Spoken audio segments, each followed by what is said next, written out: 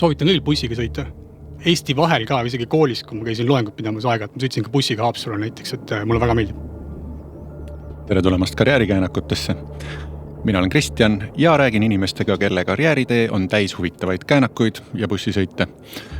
Kõigepealt üleskutse, kui sul või mõnel heal tuttaval on huvitav lugu huvitavast käänakuid täis karjäärist, palun kirjuta mulle kristjan@karmo.ee.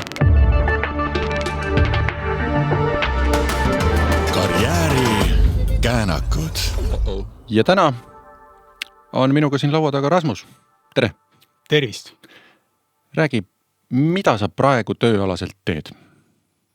Jah, see on alati hästi hea küsimus, et viimane kord, kui mul seda küsiti, siis ma ütlesin, et tõusen hommikul üles, panen arvuti käima, midagi nagu teen, vahepeal lähen arvuti juurest minema, lähen uuesti arvuti juurde ja lõpetan. Ongi natukene keeruline vastata, kuna ma tegelikult ei ole justkui sidunud ennast ühe tööandjaga.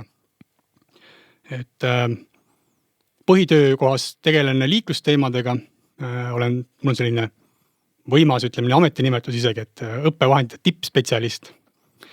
Aga jah, meie asutus tegeleb siis liiklusharidusega, uute juhtide nii-öelda koolitamisega, oleme e-õppe-platvorm, liikluslääb ja suur osa mu energiast läheb siis sinna. Loomulikult tegelema ka muude asjadega, ma ei tea, just loomulikult, aga enda jaoks võib-olla loomulikult, kuna nii on viimased aastad läinud. Töötan siis läbis ka, nii-öelda teen rahvusvahelist koostööd Euroopa liiklusohutuse hartas ja lisaks siis, mulle meeldib see tööalaselt kasutatakse sõna kirgeks. Lisaks on mul teine selline oluline töö, mis tihtipeale elust võiks ikka olla nii, et alati ei pea olema nagu praktiline aeg-ajalt, võiks ka teha seda, mis nagu väga meeldib, eks, et on siis loengute andmine Tallinna Ülikooli Haapsalu kolledžis, et olen seal teinud omad programmid ja omad õppekavad ja siis mingi energia läheb kindlasti ka sinna. Ja lisaks siis tegelen ka veel uute juhtide koolitamisega ja kõik see, mis selle juurde käib. Et see vist on kõige lühem kokkuvõttev, kõige selgem. Ma ei tea, kui hästi see kõlab, aga nii ta on. Ma kohe järgmise küsimusena küsikski, et aga kirjelda siis oma tüüpilist tööpäeva. Sa juba alustasid. Jah, põhimõtteliselt tüüpiline tööpäev mul selline ongi, et ma üritan seda maksimaalselt jaotada. Mul ei ole tegelikult üks ühele konkreetselt nagu mingisugust töögraafikut, et selgelt täna hommik on kell on 8:42, teeme nüüd siis selle rüpperaali lahti, eks, ja hakkame nüüd tegutsema ja siis paneme mingisuguse stopperi käima, et nüüd on 3-4 tundi tehtud. Aeg lõunat süüa ja siis järgmine intervall ja siis nii-öelda õhtu ja klapp kinni. Et see sõltub väga palju sellest, kuidas ma ise tunnen. Mul endal on energiat ja on päevi, kus ma alustan hästi vara, teen mõned tunnid tööd ära. On päevi, kus ma hommikul üldse tööd ei tee, alustan pärast lõunat. Minu jaoks ei ole eriskummaline, ebatavaline see, et ma töötan näiteks laupäeva enne lõunal, pühapäeva õhtupoolikul. Mulle meeldib, kui alati öeldakse inimeste kohta, et kas sa oled hommiku inimene või see õhtu inimene edasi, et minu kohta seda öelda ei saa, kindlasti ma ei ole öö inimene. Aga valgel ajal ei ole ka midagi ebatavalist sellest, kui ma töötan hästi vara hommikul, et kuna teatavasti valge aeg ikka kannab energiat ja pea on hästi klaar, et ma ütlen, et ma olen kõige produktiivsem ilmselt ajal, mis ei ole klassikaline tööaeg. Midagi ei ole teha, inimese alateadus on nagu on, eks ole, sa siin nagu ei vasarda mingisugune väike kuradike kuskil õlal, et nüüd keegi küsib midagi või natukene üritab mind nii-öelda rütmist välja lüüa, siis ma tean, et ma olen nii-öelda oma mullis ja võin tihti peale teha võib-olla tunni 2 rohkem kui kuskil kontoris näiteks 8. Mm-hmm. Et kõige produktiivsem, kui sul on vaja lihtsalt üksi keskenduda ja midagi nii-öelda ära teha, kõige produktiivsem on ikka see aeg, kus mitte keegi ei saagi sind segada. Ja sa tead, et nad ei saa sind segada. Jah, see kipub nii olema. Loomulikult ma suudan ka muul ajal tööd teha ja tihti peale loomulikult ka need kellaajad pead kattuma, eks ole, on vaja meeskonnas ka tööd teha, see käib asja juurde. Aga ma tean, et kui mul on vaja konkreetset mõttetööd teha mingite tekstidega, siis ma ise olen kõige produktiivsem. Ma pärast tean, et mul ei ole ka võib-olla nii väga neid oma vigu pärast vaja parandada, mis ma võib-olla teises keskkonnas teeksin. Mm-hmm. Jah, kõlab kõik väga loogiliselt. Siis mis loengut sa seal Haapsalu kolledžis annad? Mul mul on 2 loengut. Esimene tuli aastal 2022, on liikluskommunikatsioon, see on arvestuslik aine, aga eks ma üritan seda teha võimalikult huvitavaks, et ei tulda lihtsalt ainult, et on arvestatud ja mitte arvestatud, et mul on alati selline sõnum olnud, et mitte teha asju lihtsalt tegemise pärast, et tähtis on see, et midagi külge jääks ja teine aine on mul suhtlemine õppeprotsessis ja eksamineerimisel, et mõlema ainega selles mõttes väga suur tugevus on just enda taust ja arvestades, kus ma olen varem töötanud ja mis ma olen ise teinud, et siis andis mulle sellise hea tõuke, et need loengud siis kokku panna. Nii, et liikluskommunikatsioon ja suhtlemine õppeprotsessis, et nagu kommunikatsioon.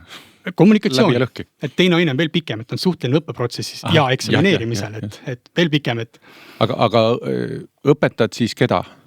Õpetan liiklusohutuse õppekava tudengeid. Okay. Et tegelikult on erineva taustaga, et ei ole ainult autoga lõpetad, võib-olla kellelegi tundub või ainult politseinikud näiteks, et seal on täiesti erineva taustaga inimesi, on ka tulnud otse üldhariduskoolist, et rakendus kõrgharidus nagu ka mujal. See on jah, et aga liikluskommunikatsioon tähendab siis natuke pikemalt lahti seletatuna mida? Me räägime seal väga paljudest erinevatest teemadest, liikluskeelest, et me korrektselt saaksime liiklusasjadest aru, eks. Et kui meediassegi vaatad tihti peale, kus on sõidurajad ja sõiduread, eks ole, kuigi mõeldakse rada reaalselt ja igasugustest piirangutest ja kõigest muust, mis käib liiklusega kaasas. Me räägime ka väärtustest, heaolust, räägime ka liikluskiusamisest, räägime ka liiklusraevust, et põhimõtteliselt akuutsed teemad, mis ka muidu käivad läbi, et nii see on kokku lõimatud. Kas mõtleme, kuskilt meenuvad mingid siuksed näited praegu, et kunagi, kui muudeti liiklusseadust ja lubati jalgrattaga, eks ju, ülekäigurajal ka teed ületada, seal juures siis selle tingimusega, et jalgratturil ei ole eesõigus autode ees, eks ju. Aga kuidas see nagu meedia kaudu välja paistis, oli see, nüüd võib jalgrattaga ülekäigurajal sõita. Ja see lisaklausel jääb nagu sealt tagant väga kergelt ära. Jah, et ega ka seadus on tihti peal need lõpud, et kui midagi, eks ole, et eeldusel ja nii edasi, et liiklusseadusega on tegelikult sellised huvitavad kohti täis nagu, et põhjendamat aeglane sõit ja piisavalt väike kiirus, et ei saagi olla absoluutselt nii-öelda siis suurust, sest iga olukord on ju erinev, eks, et kui ma teaks kõik ette, oleks paganama lihtne liigelda. Ma mõtlen seda, et kas ka nagu kas see, kuidas neid näiteks liiklusseaduse muudatusi välja kommunikeerida, käib ka sinna liikluskommunikatsiooni alla? Jah, käib. Okay. Ja, et see jalgratta näide on hästi hea, et minu meelest selline hea näide sellest, kuidas annad nagu sõrme, et mitte tulla terve käsi, vaid võetakse terve kere, eks ole, et läheb siis lõpuks võib-olla seaduse tõlgendamine ühtepidi teistpidi, eks ole, ühest küljest loomulikult igati loogiline autojuhi kohustus tagada siis vähekaitstud liikleja turvalisus, eks ole, aga teistpidi ka, et mul on juba ratta peal, ju siis antakse teed ja lõpuks ongi see, et kui nagu liiklusõnnetustega ikka, et vähemalt üks osapool eksib ja suure tõenäosusega teine võib-olla piisavalt tähele panemata, need asjad kipuvad juhtuma. Jah, ja näiteks üks asi veel, mis ma mäletan oma autokooli ajast veel, et siis just hiljuti oli tulnud sisse see muudatus, et vasakpööret sooritavale autojuhile peab vastu tulev autojuht teed andma juhul, kui see, kes siis vasakpööret teeb, on trammiteel ja tramm läheneb. Et nagu selline pikk keeruline konstruktsioon, et nagu kas see päriselt tuleb kellelgi liikluses meelde, oma kogemus näitab, et ega väga ei tule küll. Jah, kipub tihti peale nii olema, et mäletan, siiamaaniga tegelikult osa inimesi näiteks ei tea seda, et kui on peatanud, et märk, eks ole, mida küll rahvakeelis stopp-märgis kutsutakse, kuigi korrektses nimes on antud mõista, et mida tegelikult tegema peaks, eks. Et siiamaani mõni arvab, et iga kord märgi juures seisma jääma, eks ole, on olukordi, kus kellelegi lähituttaval isegi ütlesin, et kui kiirendusrajalt tuled siis teele, eks ole, siis tegelikult on sul teeandmise kohustus, et ei ole nii, et sind peab kuskil vahele laskma, eks ole. Tihtipeale viisakad juhid muidugi teevad seda, et ja neid punkte on hästi palju, ega seadus ongi keeruline. Ma arvan, et enamik inimesi teab seda, et liiklusseadus on keeruline dokument ja on igasuguseid abstraktseid näiteid olnud ja on hästi palju ka niisugust diskussiooni teemal, et võib-olla reeglid on üldse liiga palju, liiklusmärke on liiga palju, eks ole, et kui lisatahvleid, isegi ühte näidet tudengitele näitasin, kus oli põhimõtteliselt lisatahvleid kokku oli vist 6-7, et loomulikult sa pead eristama enda jaoks selle kõige olulisema ja siis võib-olla vähem olulised, aga need kellaajad ja kõik need lisakirjad, et tihtipeale jookseb, võib joosta juhe ikkagi hästi kokku, et noh, inimlik, midagi ei ole teha. Ja võtame siis veel, eks ju, et sa pead eriti siis mootorsõiduki roolis olles ju keskenduma juhtimisele just nimelt, et kui sul on siis nagu märk, kus on 6-7 lisada veel seda tahvlit on ju, et siis ja siis on kellaajad veel, siis sa pead veel kuskilt vaatama, mis see kell nüüd praegu täpselt ikkagi on. No et põhimõtteliselt me suudame vahel liikluskorraldusega teha selle juhtimise piisavalt raskeks. Nii ta kipub olema jah, et eks erinev kultuuriruum ka, et võib-olla lähed sinna lõuna poole kuskile, siis on kerge signaalitamine ja nii edasi ja need inimesed saavad punktist A punkti B, eks on. Et nii ta on, aga. Võt, sa tõid selle nüüd siin teemaks, et kuidas sellega siis päriselt on? Minule on jäänud mulje, et lähed Euroopa kontekstis, ütleme, Lõuna-Euroopas on niimoodi, et sõidetakse selle järgi, mis ümberringi toimub. Põhjas sõidetakse reeglite järgi ja idas sõidetakse võib-olla kuidagi kolmandat moodi, et ma ei muidugi üldistaks, eks ole, aga nagu ka sa ise ei üldistaks, eks ole.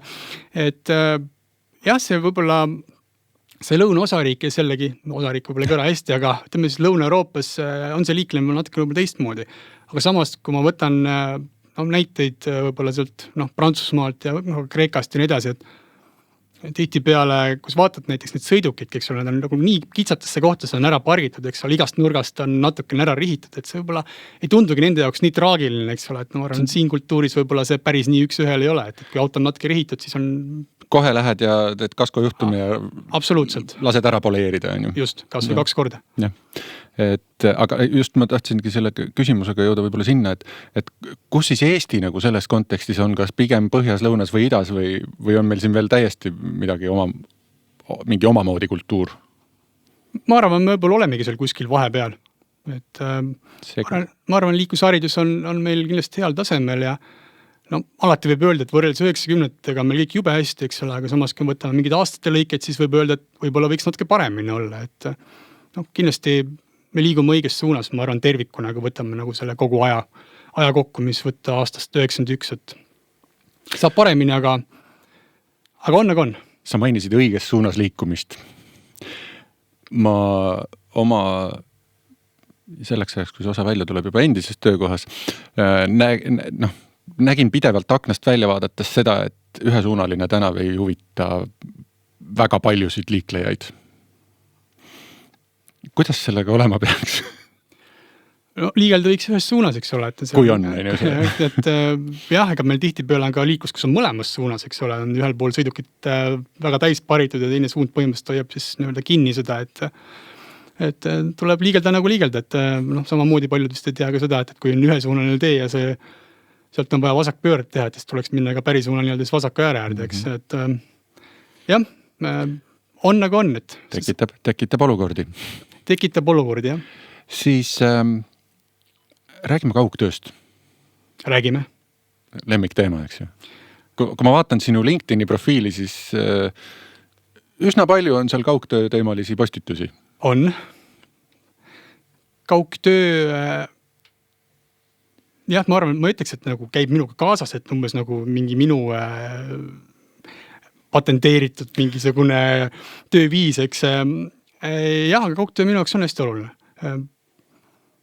Ma ise olen kaugtööl töötanud nüüd siis juba sisuliselt 6-7 aastat, ma ütleksin ikkagi, et ehk siis enne Covidit juba? Ka enne Covidit, jah. Et mul selles mõttes mu vahetu juht, mu siis eelmises töökohas nii-öelda statsionaarselt ei olnud tegelikult Tallinnas, kus nii-öelda asutuse peakontor on, eks ole, ja ta ise tegelikult töötas ka mõned päevad kaugtööl ja ta soosis seda, et sellist kaasaegsemat lähenemist, et töö oleks endagi tehtud ja oleks siis õigel ajal nagu tehtud.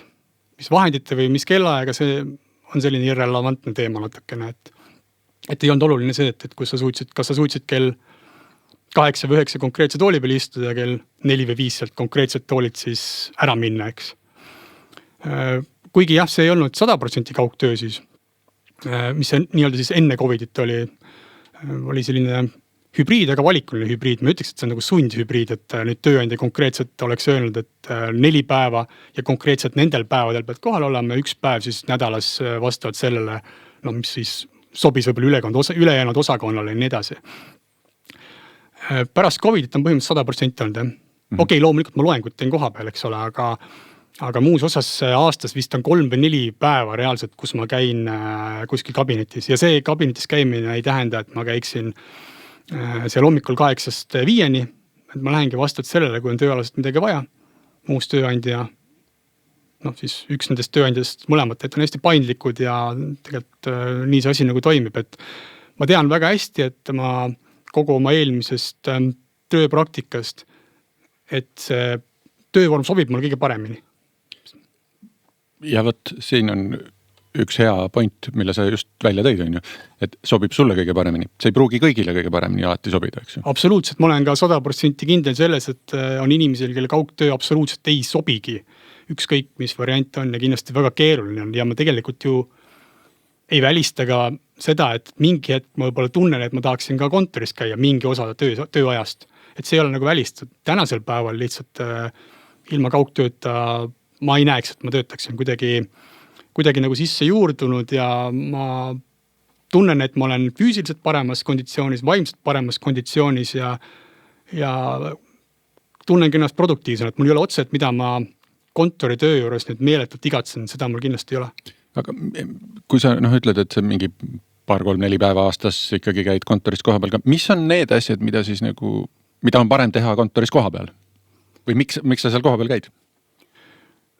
Kui on mingid suuremad asjad näiteks, mingid raskemad tööülesanded, mida Slackis on võib-olla, või kasutame Slacki, aga või Teamsis ja mujal on võib-olla keerulisem selgitada. Kui on raskemad tööülesanded, siis on vaja koha peale minna, siis 1-2 ja võib-olla ka natukene ajurünnakut teha, et mida on võib natuke tõlkes kaduma minna, kui sa seal ekraani jagad ja nii edasi, et kui kellegi teise ekraan võib-olla on vahetult kõrval, mul on lihtsam sellest aru saada, mida mul toodatakse.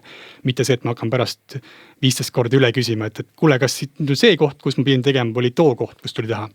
See on kusjuures päris hea, et sageli on ka see, mingid asjad sa näed ainult teiste kehakeelest ära, et absoluutselt, kas ta tegelikult, et sa võid öelda, et kuule, sain ma nüüd õigesti aru, räägid oma sõnadega selle asja üle, ta ütleb jah, aga tegelikult sa näeksid ta nagu hoiakust ära, et ta tegelikult see jah ei ole üldse nagu kindel jah. Ja, absoluutselt jah. Ja siis pärast on mul nii, et kui sa võib-olla teed seda nii-öelda virtuaalselt, eks ongi jääd ise mõtlema, et kas ma nüüd sain 100% aru või mitte, eks ole, lõpuks on see, et võib-olla said 80% aru, lõpuks on see, et lähed küsid seda ülejäänud 20%, mis nüüd oli või ei olnud ja võib-olla kaotad sellest algsest 80% midagi ära.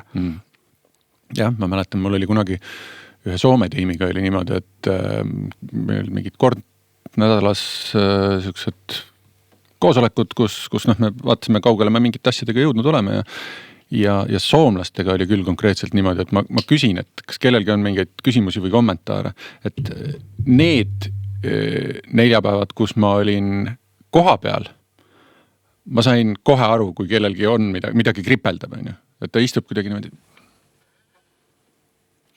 Aga telefonikonverentsiga, selle, tollal ei olnud veel kaameraid ka nagu nendes nõupidamisruumides ja niimoodi, et põhimõtteliselt sa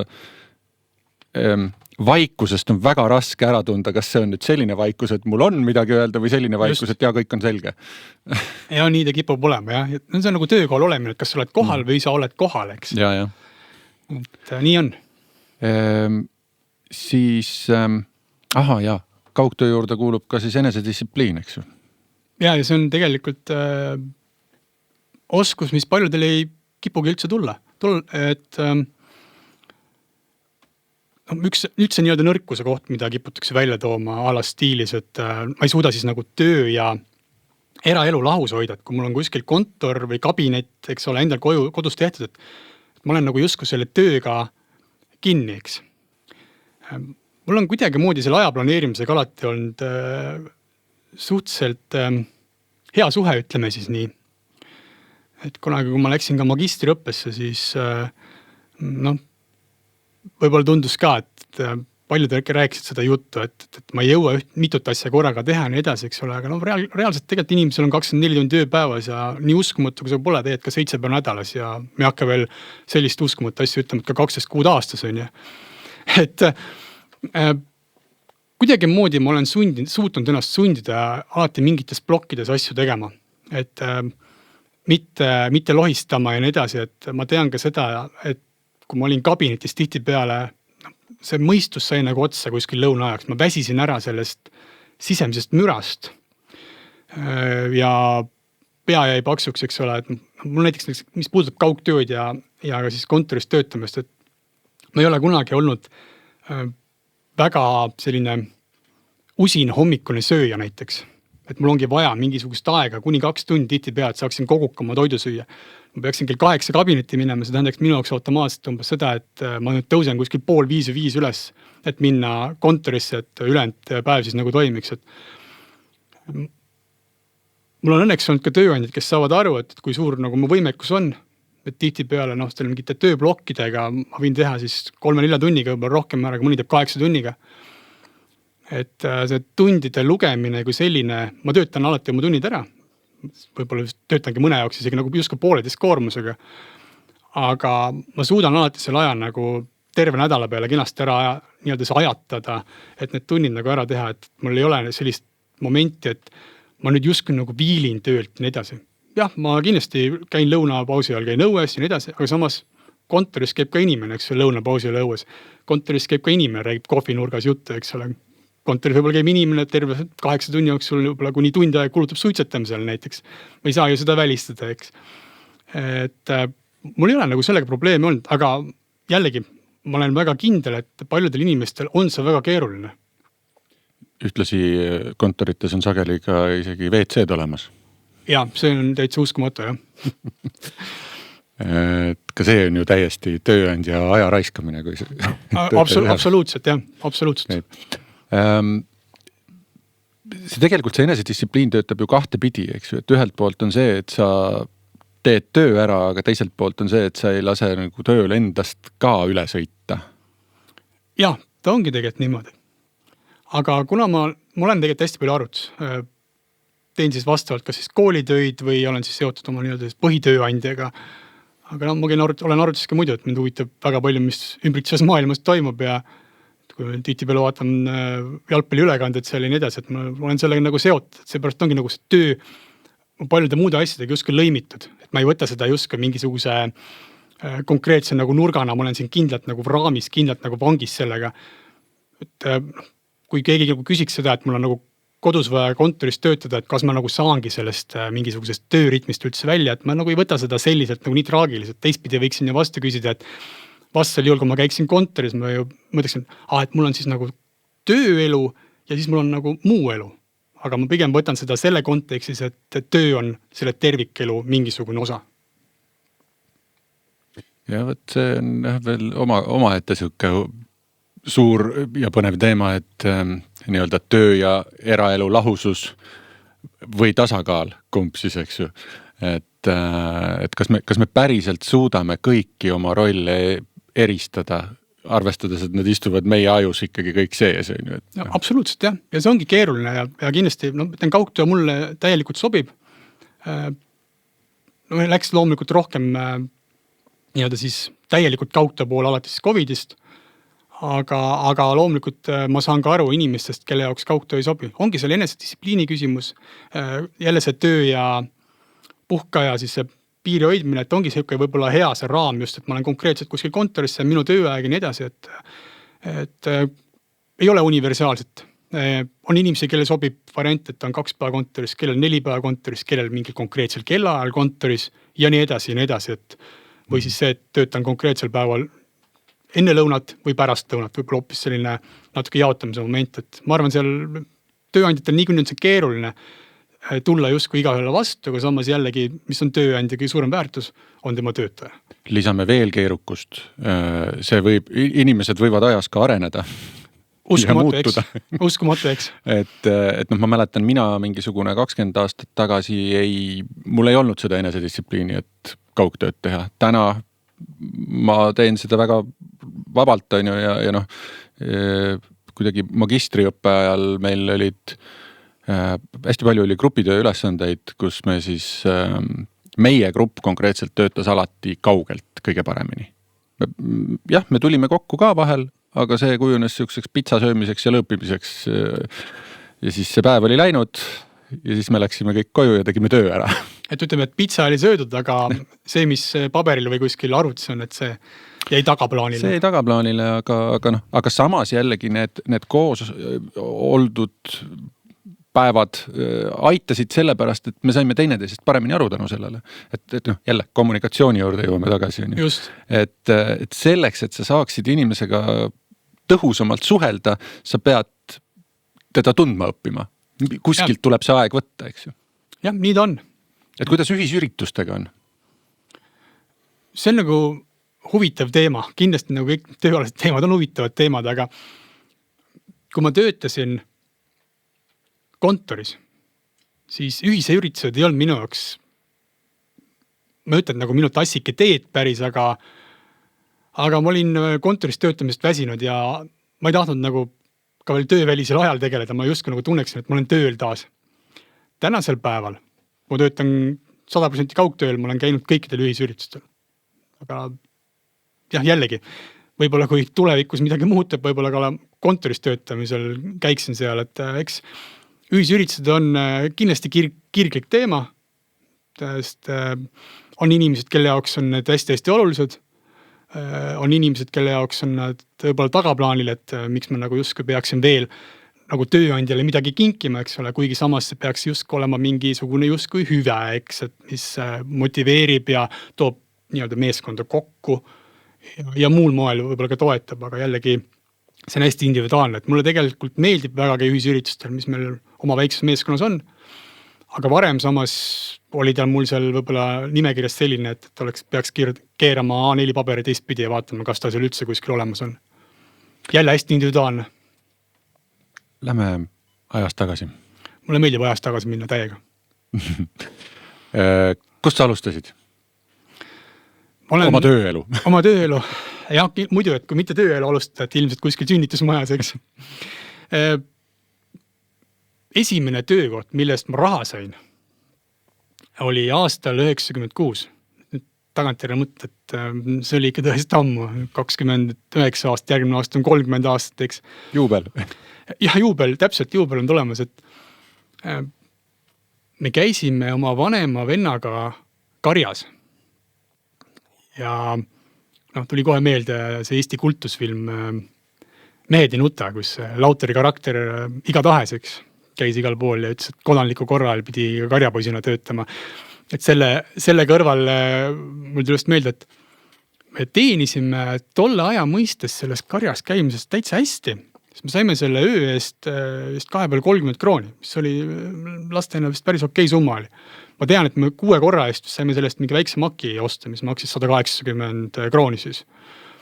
Aga jah, eks see töö oli õpetlik kindlasti. Läksime kuskile kohta, kus oli, lehmad olid, eks ole, ja mingi väikene putka oli, kaasas oli mingi miniraadio. 96, ma mäletan hästi olid need suveolümpiamängud Atlantas, mis Eestile, nii-öelda kui me medaleid väga alati kipume lugema, eks ole, ei olnud just kõige rõõmsamad, eks, kuna medalid ei tulnud ja kuidagi on hästi meelde jäänud, et isegi seal juuli lõpus või augusti algus juba, et viimast korda seal käisime ja seal kuulasin, kuidas raadiost seal Erki Noolen nendele erinevatel hüpetele ja jooksmistele ja heidetele kaasa siis elati ja see on kuidagi hästi meelde jäänud, aga loomulikult, nagu see enne tõin välja selle hommiku inimene ja õhtu inimene, et selles lapsepõlve võib-olla natuke sellises romantilises või ka naiivses maailma tunnetamises ikkagi on meelde jäänud just need varahommikud, päike tõuseb, värske õhk, vaikus, kõnnid mööda kruusateed kodu poole ja tee äärde jääb siis 90-ndatel hästi omased burgeriputkad, eks ole, ja juba annad seal kella, kuidas tuleb keegi sealt poolunisena välja ja mikroon pannakse sisse ja lähevad siis vastavalt beefid või siis viinerid peale ja siis loomulikult need burgerid ka sellised, et enne kui jõudsid selle korraliku ampsu teha, oli sul juba nägu seda burgerit täis, eks ole, et jah, 90-ndad ja lapsepõlve, aga lapsepõlves muru kipubki olema rohelisem ja meri eriti sinine, aga see oli hea kogemus. Kas see on kuidagi seotud meie silmade arenguga, et lihtsalt see värvitunnetus läheb tuhmimaks ajaga? Võib-olla nii on, et lapsena kindlasti näed asju positiivsemas valgus, et ei ole õnneks nii-öelda vanemate sellist igapäevast nagu argimuret, et loomulikult 90-ndad igaüks, kes ma arvan on sündinud vähemalt 80 esimeses pooles või varem, neil kindlasti on sellest mingisugune oma lugu rääkida, eks ole, et kuidas 90-ndad möödus. Minul 90, mul on hea lihtne alati öelda, et põhimõtteliselt 90-ndal käisime põhikoolist, selles mõttes raske on ära unustada. Võib-olla ka see, et sa just mainisid, et sul ei ole seda nagu täiskasvanu neid mõtteid peas segamas, et sa saadki olla 100% kohal. Jaa, absoluutselt, jah. Sul on seda lihtsam teha, sest sul on vähem enda müra kaasas. Jaa, enda müra on vähe kaasas ja oledki omas heas mullis. Ma tean, et sa käisid 90-ndatel ka Nõmme turul kartuleid ja õunu müümas. Jaa, mul vanemad käisid, koos nendega käisime õigem on öelda Nõmme turul jah, siis kartuleid ja õunu müümas. Ju see oli piisavalt tulus.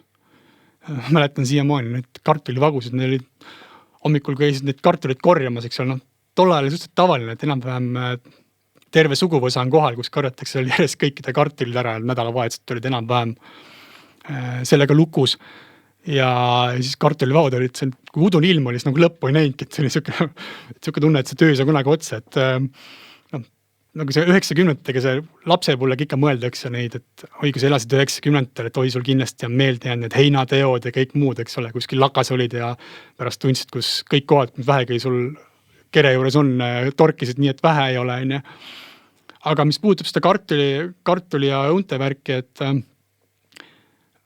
90-ndal tundus Tallinn meeletu tõotatud maa, see on ikka uskumata, tulid Tallinnasse, vaatasid võimsad kõrged tornid ja nagu justkui oleks tsivilisatsiooni mingisugused teise kohta jõudnud ja siis tundus see Nõmme siuke hästi-hästi armas ja jubane.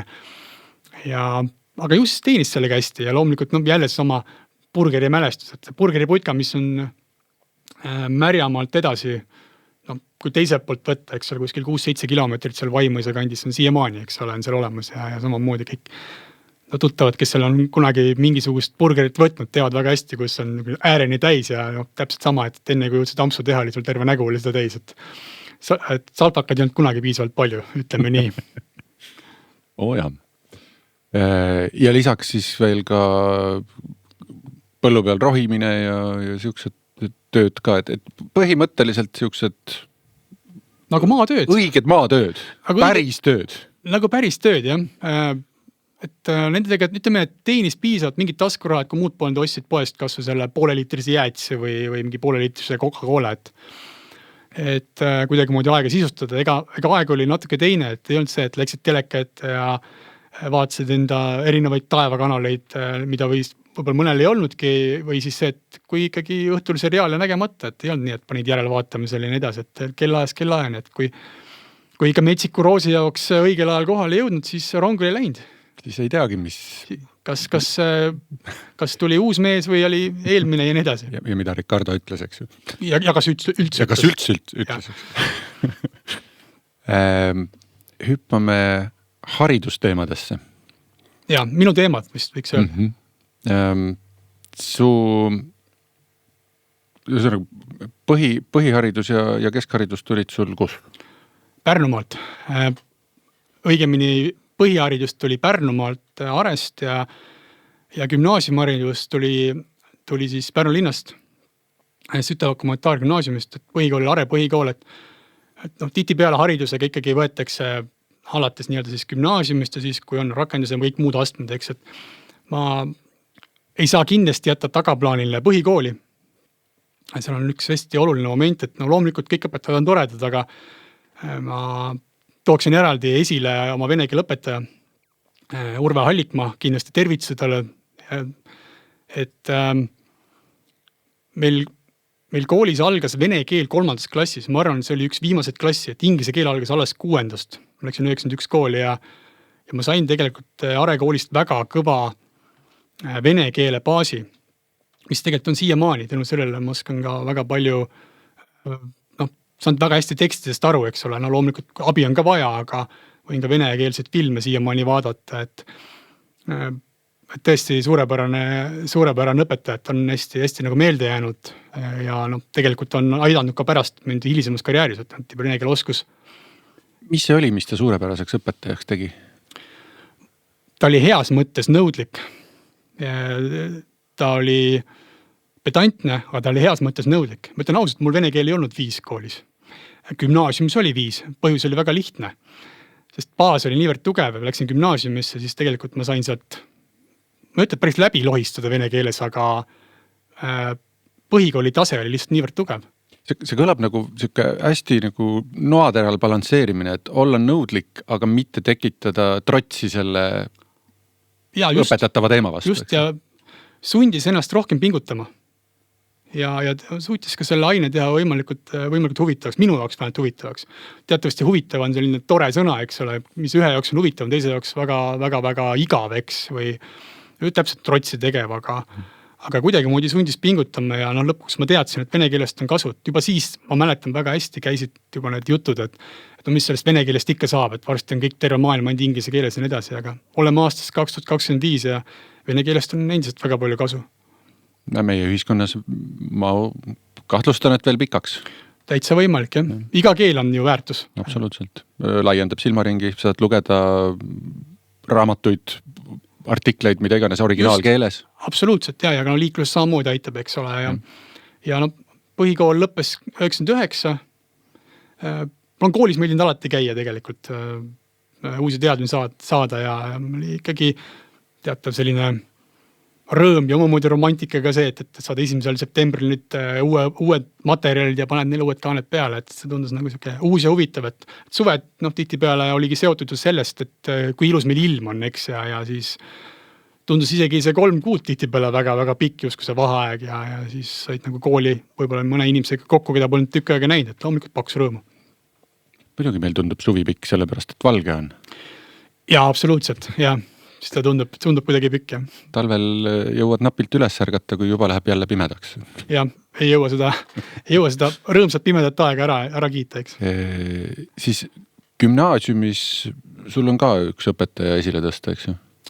Ja, gümnaasiumis kindlasti, nagu ma ütlesin, et oleks ülekohtune, aga ma ütleksin, et üks on nüüd suurepärane, ülejäänud on võib-olla mitte nii suurepärased, kõik olid, aga lihtsalt, mis puudutab just minu hilisemat tausta, hilisemat karjääri, hilisemaid tegemise, siis kindlasti tooksin esile oma klassijuhataja, eesti keele kirjandusõpetaja Elma Künnapõse, kes ikkagi viimse hetkeni andis mulle mõista, et mul, mis võib-olla kõlab nüüd natukene koomiliselt, ei olnud väga sisukat tööd, küll aga keeleliselt väga tugevat tööd, aga lõpuks, 12. lõpuks õppisin ma ka sisukalt asju kirjutama, et ei olnud lihtsalt ainult keeleliselt tugevad.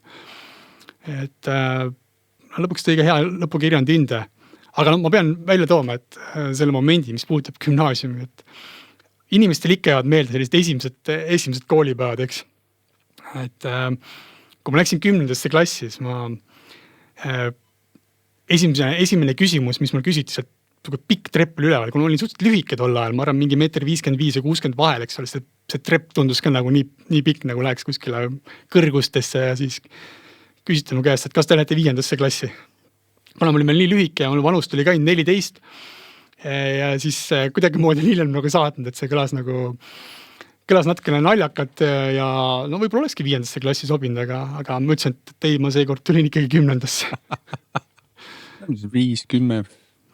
Mis see 5 aastat mehe elus ikka ära teeb, eks? Jah, praeguses vanuses vahet pole ju, aga kooli ajal see ikka oli päris suur vahe. Sa lõpetasid gümnaasiumi väga varakult, väga noorena, ütleme.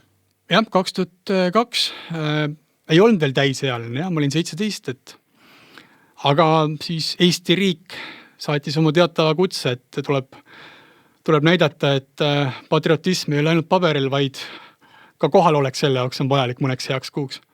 See ajateenistusse minek alaealisena vist ei olnud tänapäeval ta on oleks veel haruldasem, aga ka siis ta ei olnud kindlasti tavaline, eks ju. Ei olnud, aga kuna mul osad klassivennad, peaaegu kõik, vist mõni üksik ainult ei läinud ühte väeossa läksime Pärnus ka kodukandis, siis oli mõistlik siis ajateenistus läbida ja siis 1. oktoobril 2002 ajateenistuse läksin 17-aastasena, et tänasel päeval mõtleksid küll, et 17 aastat ajateenistus oled võrdlemisi noor, et võib-olla intellektuaalselt võisid ju olla kooli mõistes heal tasemel, aga see sotsiaalne pool ja muu nii-öelda see areng võib-olla päris nii valmis ei olnud, aga siis tuli ennast kohandada, midagi ei ole teha. Ei tohtinud teistega isegi ju. Ja, sellega oli huvitav olukord ja, et 2002 olid kohalikud valimised ja loomulikult ajateenijad käivad ka valimas, loomamoodi Eesti Vabariigi tublid kodanikud ja siis ma jätsin minemata, ma ütlesin, et ma ei lähe sinna. Kuidas nüüd niimoodi, et sõdur, et kuidas nüüd valima ei lähe, et Eesti riigi, ütleme, et kodaniku kohus ikkagi. Siis ma ütlesin, et midagi ei ole teha, Eesti riigis 17 aastat veel valida ei saa. Ja siis kuidas siuke asi võimalik, et 17 aastat nüüd ajateenistus on? Tänapäeval muidugi kohalikel valimistel ju võib 16 aastat. Nüüd vist on muudetud, jah. Võib-olla selle pärast. Võib-olla selle pärast, jah. Et kui ma õigesti mäletan, kas siis oli äkki 18 piiri ei ole ma valida ei saanud. Siis kui me seda jutuajamist ette valmistasime, mul on siin huvitav siuke märksõna, et 90-ndad ja pimedus. Jaa, 90-ndad käisin põhikoolis, eks ole, ja ta ikkagi andis sellise mõnes mõttes hea baasi tulevikuks. Ja see aitas võib-olla kõik, mis olid seotud võib-olla erinevate raskustega, et hea paralleel võrreldes tänase päevaga, et võimalus sporti näiteks teha oli üüratult keeruline. Meil oli klubihoones oli põhimõtteliselt võimalik 2 asja teha, oli enam-vähem võrkpall ja lauatennis, aga selle lauatennisi järjekorras oli tavaliselt mingi 15-20 inimest, kes tahtsid seda korra mängida.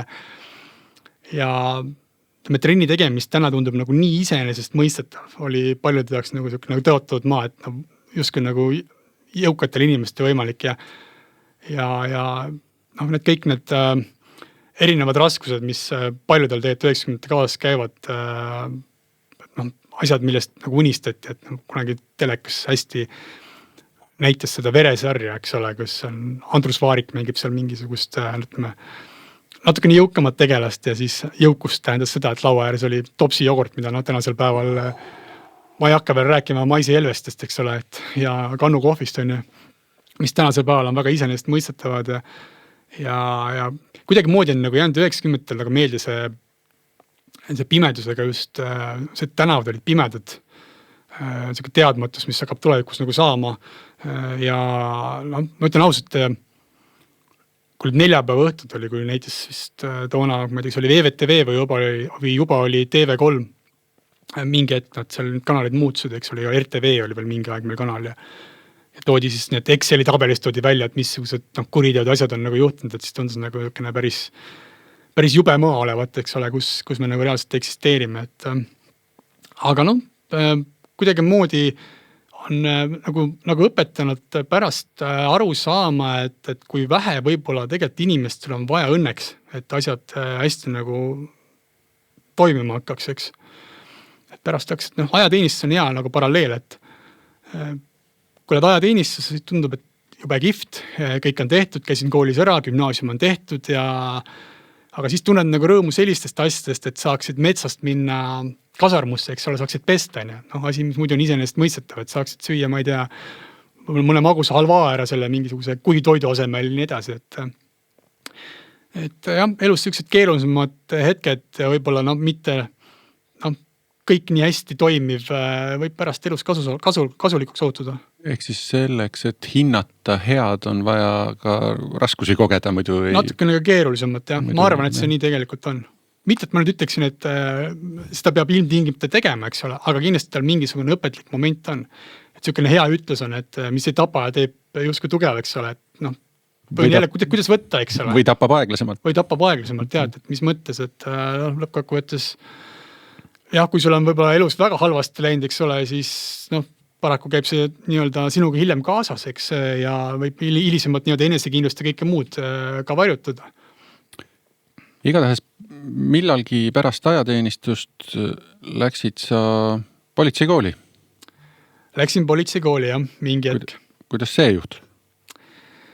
Nüüd on jah see moment, et kus ma ütleksin, et ma olin iseenda, kuidas nüüd öeldagi, vanuse vang äkki.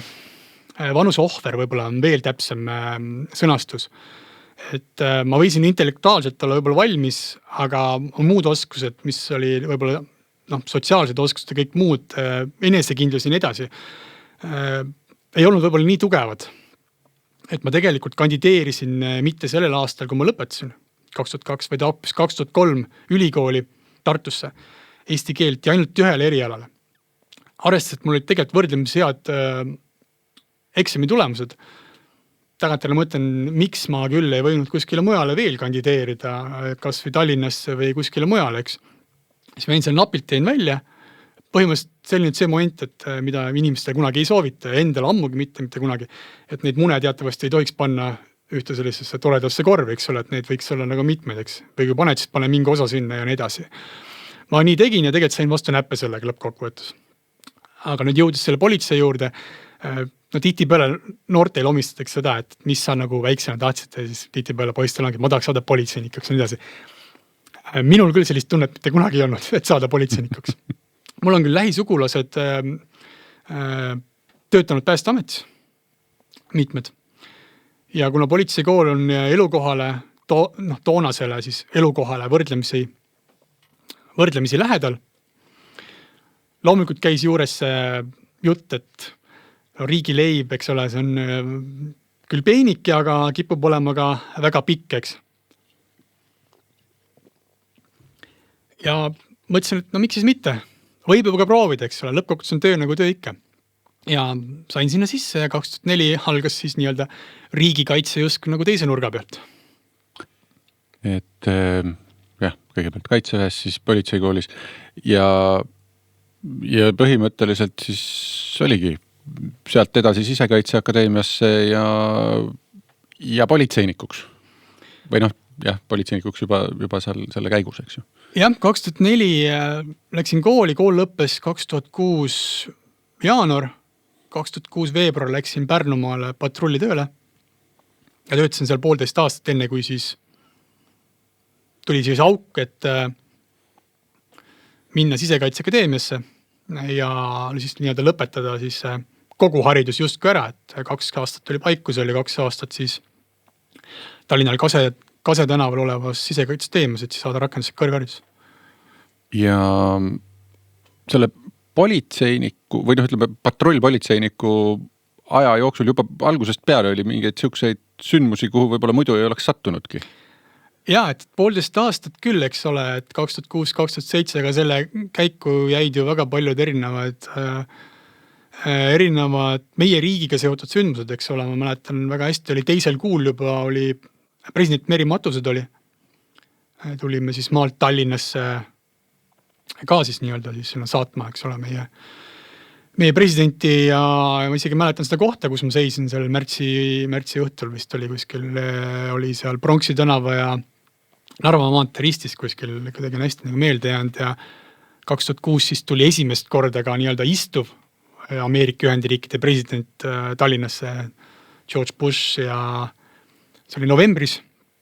Ja siis mul oli siuke huvitav moment, et ma sain Kadri juures olla autopatrullis, et see oli nii turvatud koht, aga siis sai veel autopatrullis seal ringi sõita, et see on kuidagi nagu hästi ehedalt meelde jäänud ja need instruktaažid olid, kui ma õigesti mäletan, Kumus vist tehti need instruktaase veel ja järgmine päev siis sain 5 tundi Eestimaa novembrikuist ilma nautida kuskil see seistes Veitsenbergi tänaval, et on kuidagi hästi meelde jäänud, aga politseis kes see töö natukene, ma ütlen, et huumor peab natukene ikka kaas käima, eks ole, et nagu sellest kõigest nii-öelda siis nagu toime tulla vist, võib-olla kus mitte toime tulla, aga ikkagi, et töö juureski mõnusalt tunda ennast, et mäletan, üks väljakutse oli meil maakohas, kus mul oli hästi hea paarimees, siis mõnes mõttes ta oli nagu mentor ka, et võib-olla mõnes mõttes nagu isegi võib-olla isa karakter nagu täiendavalt, et kuna ta oli must 22 aastat vanem, suurepärane inimene ja siis me läksime patrulli, kus väljakutse oli, et perenaine siis ründas noaga abikaasat. Nii ja siis, kui enne kohale jõudmist, kiiruga läksime kohale, eks ole, prioriteetne väljakutse, õnneks seal mitte midagi juhtunud olnud ja siis just raadiost tuli see Boy George'i Do you really want to hurt me, et siis oli küll, ütleme nüüd ajas muhelema, et nagu läks nagu kogu selle konteksti nagu hästi kokku, aga õnneks jah, loomulikult kõik lõppes hästi. Siia kõrvale panna see, kui me kunagi kolleegiga sõitsime Mustamäele mingile kliendi kohtumisele samal ajal raadiost või nägime, et midagi põleb kuskil, raadiost tuli The Roof is on Fire ja siis jah, see oli seal kas on-offi ladu või mingi, mis seal põles toona, sellised iroonilised hetked. Aga siis sellesse sinu politseitöö aega jäi ka selliseid karmimaid hetki või sündmusi nagu näiteks pronksöö.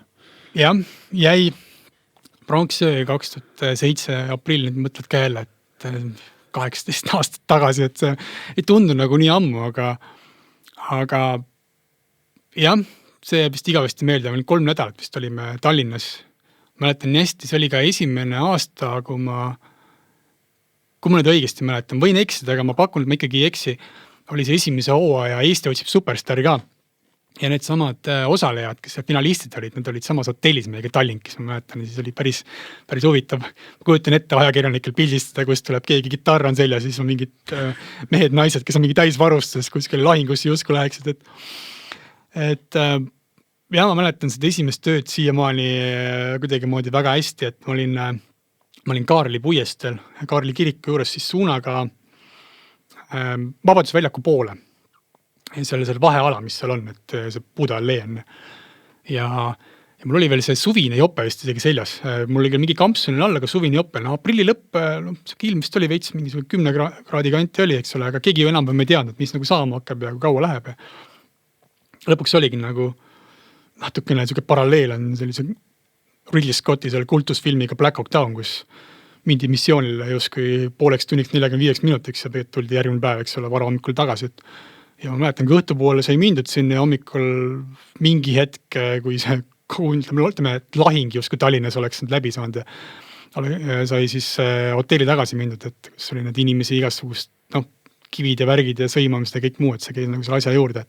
Ma tean, et selge ilm oli, kui ma õigesti mäletan, igal vihma ei sadanud, mis võib-olla oleks seda natukene seda rahvahulka pool vähendanud, aga ütleme, et ei olnud nagu justkui nagu vaimselt valmis, et midagi nagu nii hullu võib nagu tulla ja nagu oli ka reaalselt nagu oht ka, et kas nüüd võib ka nagu reaalselt ise nagu viga saada, et see oli ka ainus kord vist terve politsei karjääri jooksul, kus mõtlesid sellele, et võiks nagu reaalselt ka viga saada mingisuguse konflikti käigus, mis teistpidi jällegi näitab seda, et ju meil on siis ka väga turvaline jällegi, et kui terve selle aja jooksul ma töötanud olen üldse selline tunne nagu olnud. Ja mul on kuidagi meeldinud see, kas oligi äkki peaminister Ansip, kes mingi hetk, kui ta läks üles Toompea poole, siis tuli autost välja, uksest välja, ütles aitäh teile mehed ja läks üles, et see oli hommikul äkki vist 4-5 ajal, et juba hakkas valgeks minema. Aga endal oli nii külm, et sisuliselt magamata ja väsinud ka. Ja järgmine päev vist oli suhteliselt sarnane. Ma mäletan ka seda neid hilisemad momente, kus me läksime pärast lihtsalt vanalinna patrullima, siis inimesed tulid juurde, ütles, et teid võiks iga päev nii palju olla, aga ma arvan, et Eesti riigil ei ole nii palju raha, et vanalinnas on mingisugune mitusada inimest patrulliksid kogu aeg. Jah, praegu vanalinnas on üks koht, kus on kogu aeg patrull väljas. Et jah, sellised mälestused, et loodetavasti selliseid asju rohkem ei näe, aga kindlasti õpetlik ja 3 nädalat, et lõpuks oli see hotelli toit tundus ka nagu ma sööks ühte sama asja iga päev, et see tundus nagu nii tüüta, et algul mõtlesid küll, et tuled siia hotelli, oled mõned päevad ja käid ära, aga see lõpuks muutus nagu nii tülpivaks, kui vahekandis üks asi tülpivaks muutuda, aga jah, hea kogemus, et 1,5 aastat justkui enne sisekat sai politseis töötatud, aga päris palju asju juhtus selle jooksul. Kas teil seal patrullimas või selles mõttes, eks ju, meid kõiki kaitsmas. Oli siuke tunne ka, et see võib nii käest ära minna, nagu ta läks seal ühel õhtul eriti, eks ju? Ma ütlen ausalt, minul ei olnud sellist ettekujutust. Ma nagu usksin, et võib-olla nagu teleks olid näinud, ma tean, eelmine aasta 2006 oli ka sellega mingid poleemikad olnud ja nii palju, kui ma meediast tol ajal nägin, et tuleb mingi seltskond kokku 9. mail ja jälle seal nii ja naa, eks ole, et on Märuli politsei ja aetakse laiali ja nii edasi, eks ole, eks ma arvasin, et äkki ta midagi on võib-olla natuke võimsam, aga samas teistpidi teadsid, et kuna siin on hästi palju politseinik, et äkki siis nagu ei tulegi midagi, eks. Aga eks sellele küsimusele oskavad ilmselt kõige parem vastata need, kes olid politseis tol ajal kõrgel kohal ja nii edasi ja kes nende kriiside asjadega tegelesid. Et mina nii-öelda siis, loomulikult ma saan käinud ja enda vaatest öelda, ma kindlasti selliseks ajaks valmis ei olnud, ma poleks uskunud, et see selliseks päris läheb. See tundus, ma arvan paljud jaoks see tundus liiga uskumatu, et kuidas meil rahumeelses Eestis siukseid asju üldse juhtub, et see tundus väga raamist välja. Mäletan ise sel õhtul ja ööl uudiseid jälgides natuke sükke maailma lõpu tunne oli. Ja, just ja tegelikult pärast vaatasid ka ise neid kaadreid, siis tundus ka päris uskumatu, et kui ise kohal ei oleks, ega siis ei usuks, eks. See on umbes sama nagu räägiks 90-test, võib-olla noortel tänapäeva lugus, et mängisime jalgpalli niimoodi, et panime puuoksad ja iga kord oli põhiküsimus, kes palli toob, eks ole, ka palli jaoks ei olnud raha, eks ole, et kui ise seal momendis sees ei ole, ega ei usuks. Siis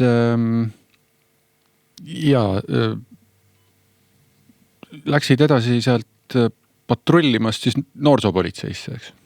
Jah, enne seda ma siis lõpetasin siseken ära, et käisin seal siis 7-9, siis olin patrullis, aga siis nüüd juba mitte enam Pärnumaal, vaid siis juba Tallinnas. Ja siis läksin nii-öelda rohkem kabinetti tööle, et üks asi, mis mind muidugi pole minuga väga, ütleme, et sina sõber on öötöö. Ja see on kindlasti minu jaoks kindel ei, et ma ei ole kunagi olnud inimene, kes suudab magada või ennast magada sundida, näiteks kui sa lõpetad hommikul 8 vahetuse, sul on järgmine öö kell 8 vahetus.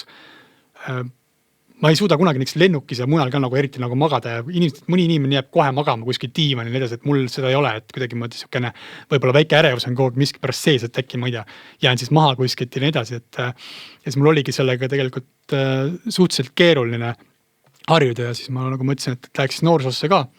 No selle noorsooga oli muidugi see teema, et ma algselt oleksin pidanud minema politseikoolist, ehk siis mis siis nüüd oli juba rakenduskõrgharidus, ehk siis politsei eriala, minema üldse Pärnusse tööle noorsoosse. Aga 2009 tuli selline tore asi, mille nimi on, varem küll tuli, aga 2009 nagu eriti valusalt, ehk siis majandussurutus, eks ole, siis kohti kadusin edasi ja siis lõpuks ma kuidagi moodi maandusin hoopis Tallinnas ja nüüd ma siis olengi, ütleme, pea 20 aastat liba tallinlane, et nii ta nagu kuidagi ei läinud. Aga siis läksin noorsoosse, et nii-öelda siis justkui algne teema läks siis kokku sellega, mis justkui oli varem planeeritud, eks. Jõudsid nagu ringiga tagasi sinna, kuhu sa oleksid?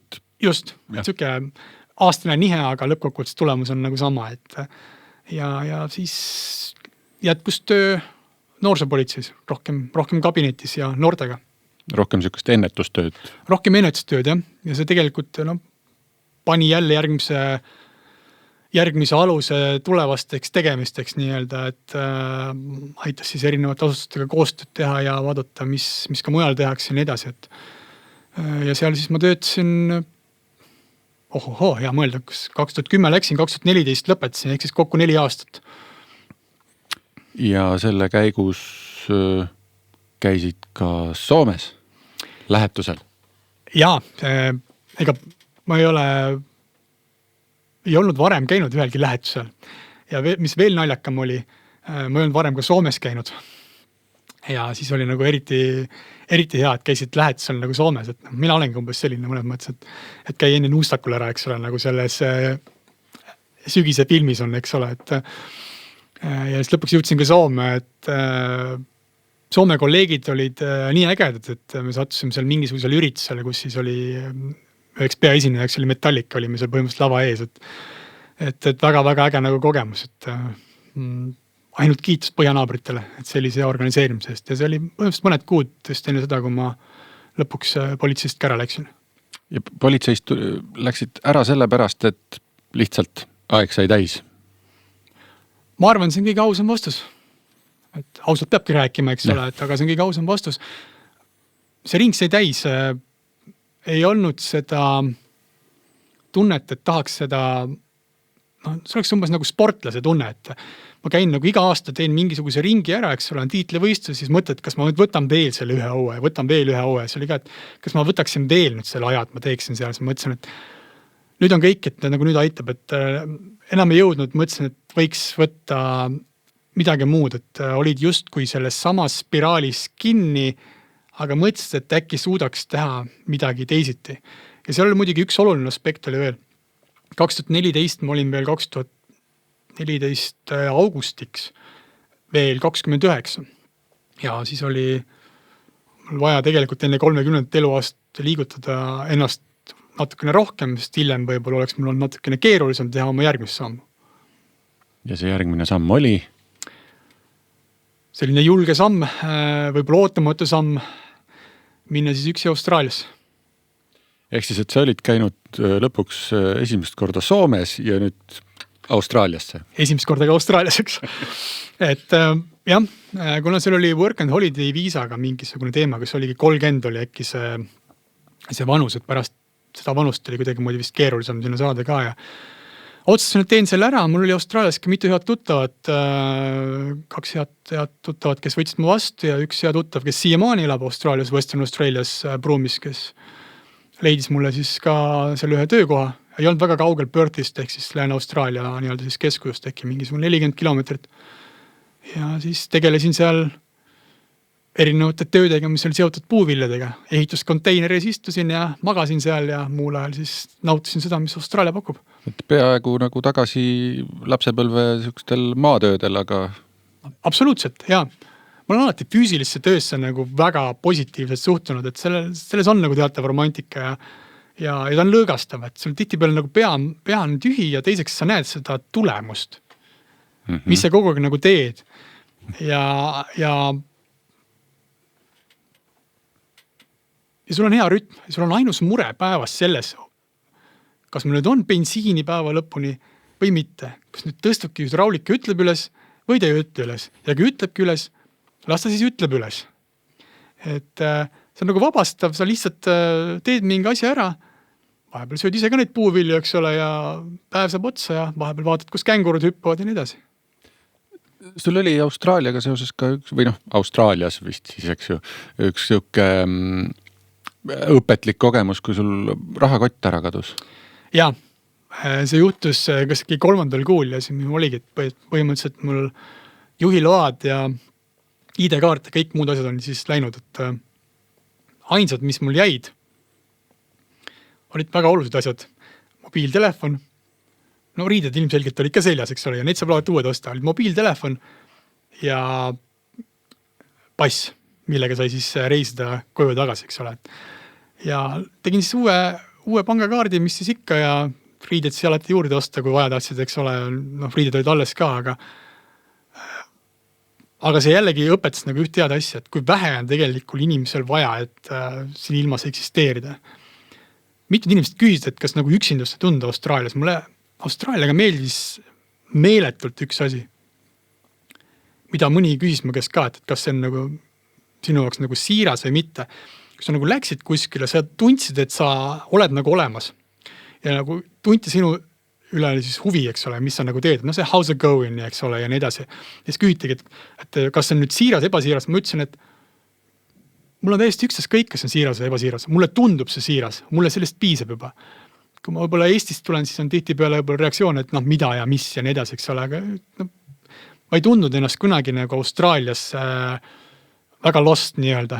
Ma olin nagu kogu nagu olemas ja mulle meeldis selline natukene võib-olla meie ühiskonna jaoks veel mitte nii küps, eks ole, selline vabameelne ja mõnus rahulik elurütm, eks ole, et liiklus oli rahulik, eks ole, ja mõnetan, tulles liikluse juurde tagasi, et see oli, liiklus teatavasti on seal vasakpoolne ja kuna Eestis tihtipeale on see liiklusmärk ringliiklus koos annateed märgiga, eks ole, et kui me ringil sõidame, siis anname ringil liiklejatel teed. Mujal maailmas on tihtipeale ka nii, et seda annateed märki ei ole, eks tekib paremaga reegel. Ja kui ma jõudsin mitmerajalisele teele, kus oli ringliiklus ja vasakul pool, see oli vist üks viimaseid kohti, kus mul liiklust nii-öelda mõistus liiklusest täiesti kokku jooksis. Ehk siis tuli signaali ka kuskilt, aga siis kindlasti mõtled, jälle üks mingi rumal eurooplane jälle kuskil siia sattunud ja elu läks edasi. Turist. turist jah, et aga jah, see on hästi distsiplineeriv jällegi samamoodi, et ma suutsin samamoodi üksinda tegelikult paljusti hakkama saada. Seal oli üks hästi kihvt inimene, kes oli tegelikult oma juurtelt Kaukaasiast. Ta oskas mu nime ainsana õigesti hääldada, eks ole, ei tulnud mingisugust Razmuži ja mis iganes, millest nad ise natuke aru said, et oli nagu meie regiooni ka juurtega, eks ole, kellega me seal rääkisime ööst ilmast ja kui ma vaja kellega rääkida oli, et selles mõttes lugesin seal raamatuid, vahepeal natukene liigutasin ennast rohkem, käisin rannas, käisin erinevates kohtades, loodusparkides ja no aeg niimoodi kiiresti läks, õhtul kell 8 läks ruttu peita ära, et muidu läheb liiga pimedaks ja õues päris kottpimedas seal kuskil Orchardis väga jalutada ei taha, et mine tea, missugused toredad sõbrad sind tahavad natukene näpistada. Ai jaa, Austraalia, see koht, kus kogu loodus tahab sind ära tappa. Ja mind lohutati selle teadmisega, et ära muretse, et kui arvad, et mandril on ohtlik, siis mine siis juba vette, eks ole, et kus on võib-olla veel ohtlik on mõne koha pealt. Et asi seegi. Et ja nüüd ma saan ka vähemalt öelda seda, et kui inimestelt küsitakse, et ütle enda kohta midagi sellist, mis sa arvad, et kellegi teisel ei ole sinuga juhtunud, eks ole, et ma saan vähemalt öelda, et ma olen mõlemal poolkeral oma elu jooksul käinud traumapunktis ära, et juhtus jah selline huvitav õnnetus, et virsikoks läks silma, nii et ma põhimõtteliselt ühest silmast mingisugune mõned päevad eriti hästi ei näinud, aga õnneks see nägemine tagasi. Ja mingi situatsioon mul isegi üks ämblik ammustas mind ja siis küsisingi selle Kaukaasi juurtega meest, et mis sa arvad, kas ma peaksin minema või mitte, kas silmanägemine on sul kadunud juba või kuidas sa ennast tunned, ma ütlesin, päris okeid, et siis järelikult kõige mürgisem või võib-olla polnud üldse mürgini sind ei ammustanud, nii et selles mõttes nagu hea lohutus. Kui sa veel näed, siis on okei. Jaa, kui sa veel näed, et mitu sõrme ma hoian, eks ole, ja kas üldse sõrme hoian. Kui sa juba enam ei näe väga hästi, et siis on juba liiga hilja minna. Siis on liiga hilja minna, jah. Et jah, kuidagi moodi, ütleme, et madusi ma ei näinud, et tihtipeale küsitakse, et kuidas Austraalias on, kuna seal on mingi väga suur hulk maailma kõikidest mürgistest madudest, eks. Küll nägin neid tee ääres surnuna, aga ja kuulsin muidugi jutte, kus erinevatest nii-öelda puuvili istandustest inimesed, siis farmerid, eks ole, nii-öelda siis elimineerivad neid ka, eks ole, endal ka pered ja nii edasi, eks ole, et seal tihtipeale ongi, et nii, et ainult kiire kopter kohale ja ruttu on antidoodi vaja ja siis ainult võimalik sind päästa, eks ole, et jah, ütleme nii, et looduse mõistes koloriidne ja loomulikult ma arvan, mul on vist suhteliselt keeruline oma elupäevade jooksul näha vist veel mingisugust +48 temperatuuri näiteks, et ja või siis panna nendele siis maailma kõige rasvasemad sõna otsemas 50 ma ei tea, missuguste päiksekreemidel peale, et selline kogemus, kui sa lähed hommikul istandusse tööd tegema, eks, päike sul tõuseb ala näiteks kell 6 hommikul, läheb sealt metsatukast natukene üles kuskil 6.10, 6.15 ja kui sa unustad kreemi panema, sa juba tunned nahal, et päike juba hakkab vaikselt tulema ja seal vahepeal just oli UV mingisugune 11-12 isegi, et jah. Ja seal tööd tehes ei ole võimalik varjus väga püsida, eks ju? Jah, kus ma õigesti mäletan, seal Perthis vist oli päike vahepeal vist, nii-öelda jõulude ajal, kui siis seal on nii-öelda aasta kõige pikemad päevad, eks ole, vist oli kas 80 või 81 kraadi juures, ega see on põhimõtteliselt peaaegu nagu pea kohal, eks ole, et ega seda varju just ülemäära hästi ei leia. Mäletan, mul see auto oli seal ka kuskil nagu nii-öelda siis nende eukalüpti puude vahel seal, siis ise ka natukene naiivne, et üritasin seda ukse linki lahti, et kõrvetasin peaaegu nagu käe ära lihtsalt, et kui sul õues on reaalselt selline temperatuur, siis tegid ukse lahti, tasuta saun oli võtta, et ma arvan, ma kujutan ette, mis see salongi temperatuur võis seal olla, et on ikka meeletu.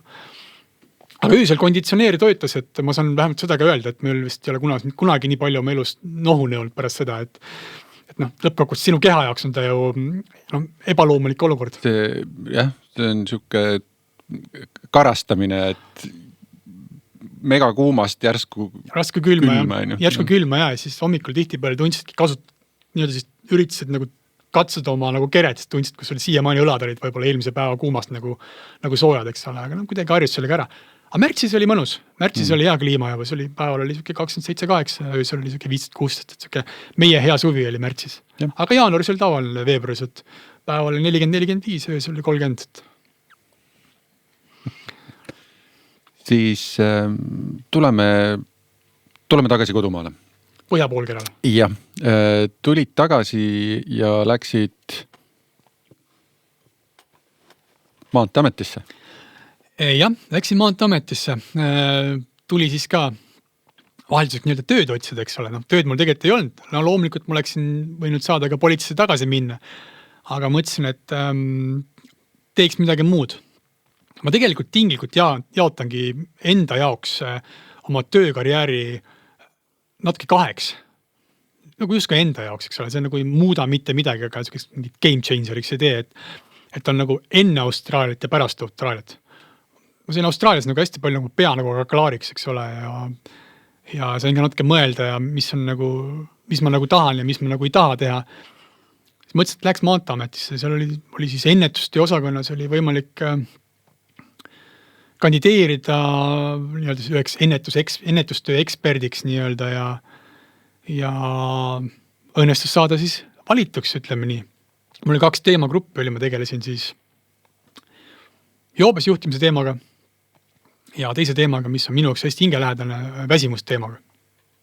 Ja kuna ma kirjutasin hiljem ka väsimusteemal magistritöö, ja loomulikult on ka minu jaoks üks hingelähedasem ka tänu sellele, et olen ka selle kohta artikleid kirjutanud. Kas nad füsioloogiliselt ei ole mitte üsna sarnased, et see kuidas see meile mõjub, et kas sa oled joobes või sa oled väsinud?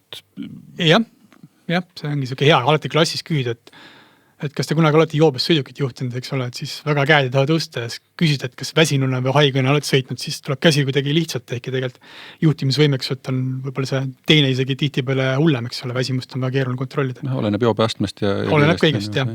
Ma olen ise kunagi Riiast Tallinna sõitnud niimoodi, et ma koju jõudes kraadisin ja mul oli 38 kraadi, see oli mu elu ilmselt kõige raskem sõit. Asja tegi lihtsamaks see, et mu ees sõitis veoauto, öösel sõitsin ja ta sõitis väga täpselt sellise kiirusega, et toona ei olnud veel neid adaptiivseid püsikiirushoidjaid, aga ma sain oma püsikiirushoidja panna niimoodi, et meie kiirused olid täpselt samad. Et ma sain nagu tema mitte tuules päris, aga tema abil, tema abil jõudsin koju niimoodi, et ei pidanud ise liiga palju keskenduma, muidu oleks ilmselt väga keeruliseks läinud see lõpp. Mul on sellega ka oma lugu, see oli aastaid tagasi, ma arvan äkki 2017, et läksin Pärnust nii-öelda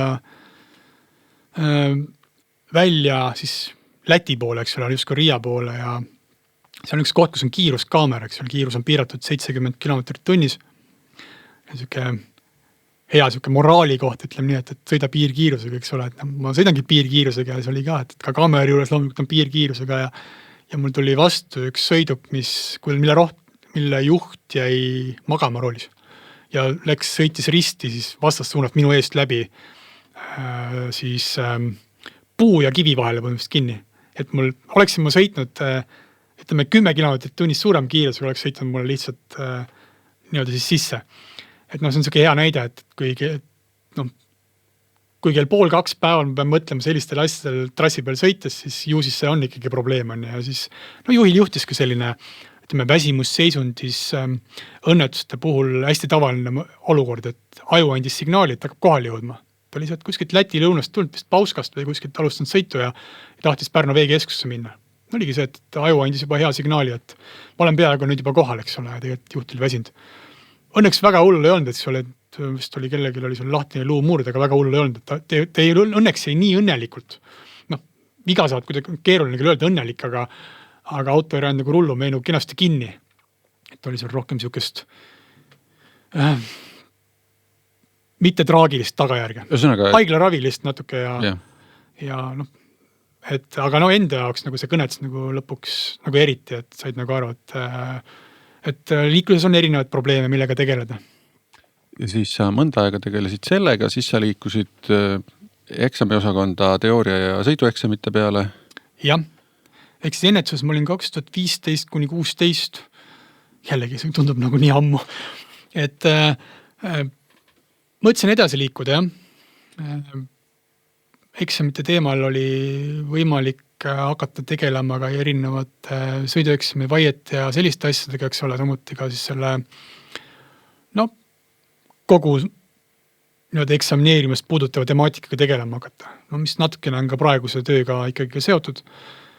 Ja kuidagimoodi karjäär läks sinna ja sellest ajast saati on mul siis ka olnud üks nii-öelda vahet ülemus. Kuidagi siis on nagu, ütleme nii, et selline samm justkui tänasesse päeva võiks selle kohta öelda küll, jah. Et küll juba 10 aastat tagasi, aga see nagu on kuidagi toon nagu jah siia, et sellised esimesed sammud tänapäeva poole, jah. Seal lihtsalt vahe niimoodi kokkuvõttena, et sa tegid ka magistri Tallinna Ülikoolis kommunikatsiooni ja meedia, kus sa siis lõputöö tegidki liikluse ja kommunikatsiooni teemal, mis jälle on ka su tänase päevaga seotud. Just, absoluutselt. Ja siis üks huvitavam lugu sealt veel sellest Maanteeameti, Transpordiameti perioodist oli ka näiteks COVID-i aeg. Ja jällegi. Ja see eksamite vastuvõtmine siis. Jah, jällegi, et nagu ma enne ütlesin, et see 90 teema on, millest igal ühel on mingi oma lugu alates pimedusest, kuni tihtipeale oligi see ka võimalust aeg inimeste jaoks, eks ole. Ma arvan, COVID on see teine periood, millest inimestel kõigil on mingisugune oma mälestus, mis kõnetab, mis jäi meelde, mis oli ebameeldiv, mis oli meeldiv. See ongi kuidagi väga, kuidas nüüd öeldagi, no see oligi väga raamist välja olukord. No nii, kui vähe kandis olla, eks. Ja ma mäletan seda nii-öelda täis suletust. Tuleb kohe esimese asjana COVID-iga alati üks asi meelde. Oli see, et mida poes hakata ostma, oli tualettpaber. Ja juhtuski selline veider moment, mul reaalselt oligi tualettpaberit vaja, mitte selle jaoks seda kokku endale otsima hakata, eks ole. Ma ei oleks eluses selle pealegi tulnud, ma hakkaksin tualettpaberit, ma ei tea, mille jaoks inimesed ostsid, et kindlasti võis olla midagi olulisemat, aga siis mul oligi reaalselt vaja, siis ma sõitsin mööda linna, et tualettpaberit leida, kuidagi nagu nii naljakalt teinud meelde, et mul oligi vaja reaalselt seda osta, mitte kokku osta. Aga mis puudutab tööalaselt, siis kogu selle lukustuse ajal ma käisin erinevates väeosades Eestis. Meil oli liikuv klass, mis on innovatiivne lahendus. Ehk siis tegelikult sa võid võtta 15 tahveli arvutit kaasa, nüüd võib võtta ju rohkem ka, 15 oli suuga optimaalne. Ja nii-öelda siis võtta koos laadijatega kaasaks endale läpakas ka ja siis võtsid teooriaeksamid vastu kuskil nii-öelda liikuvalt seal, kus tahtsid üle Eesti, eks ole, neid on olemas, tehke eksamid, ei pea olema füüsiliselt kuskil klassis. Ja ma olin siis see õnnelik, kes seda tegi üle Eesti, eks ole, nii-öelda aitasin sajateenistuse nii-öelda siis õppeprogrammile kaasa, et muidu oleks seal ka seisma jäänud, eks ole, kuna neil on suur osa õppest on ka ju uute nii-öelda autojuhtide ettevalmistamine, eks ole, erinevate kategooriate peale.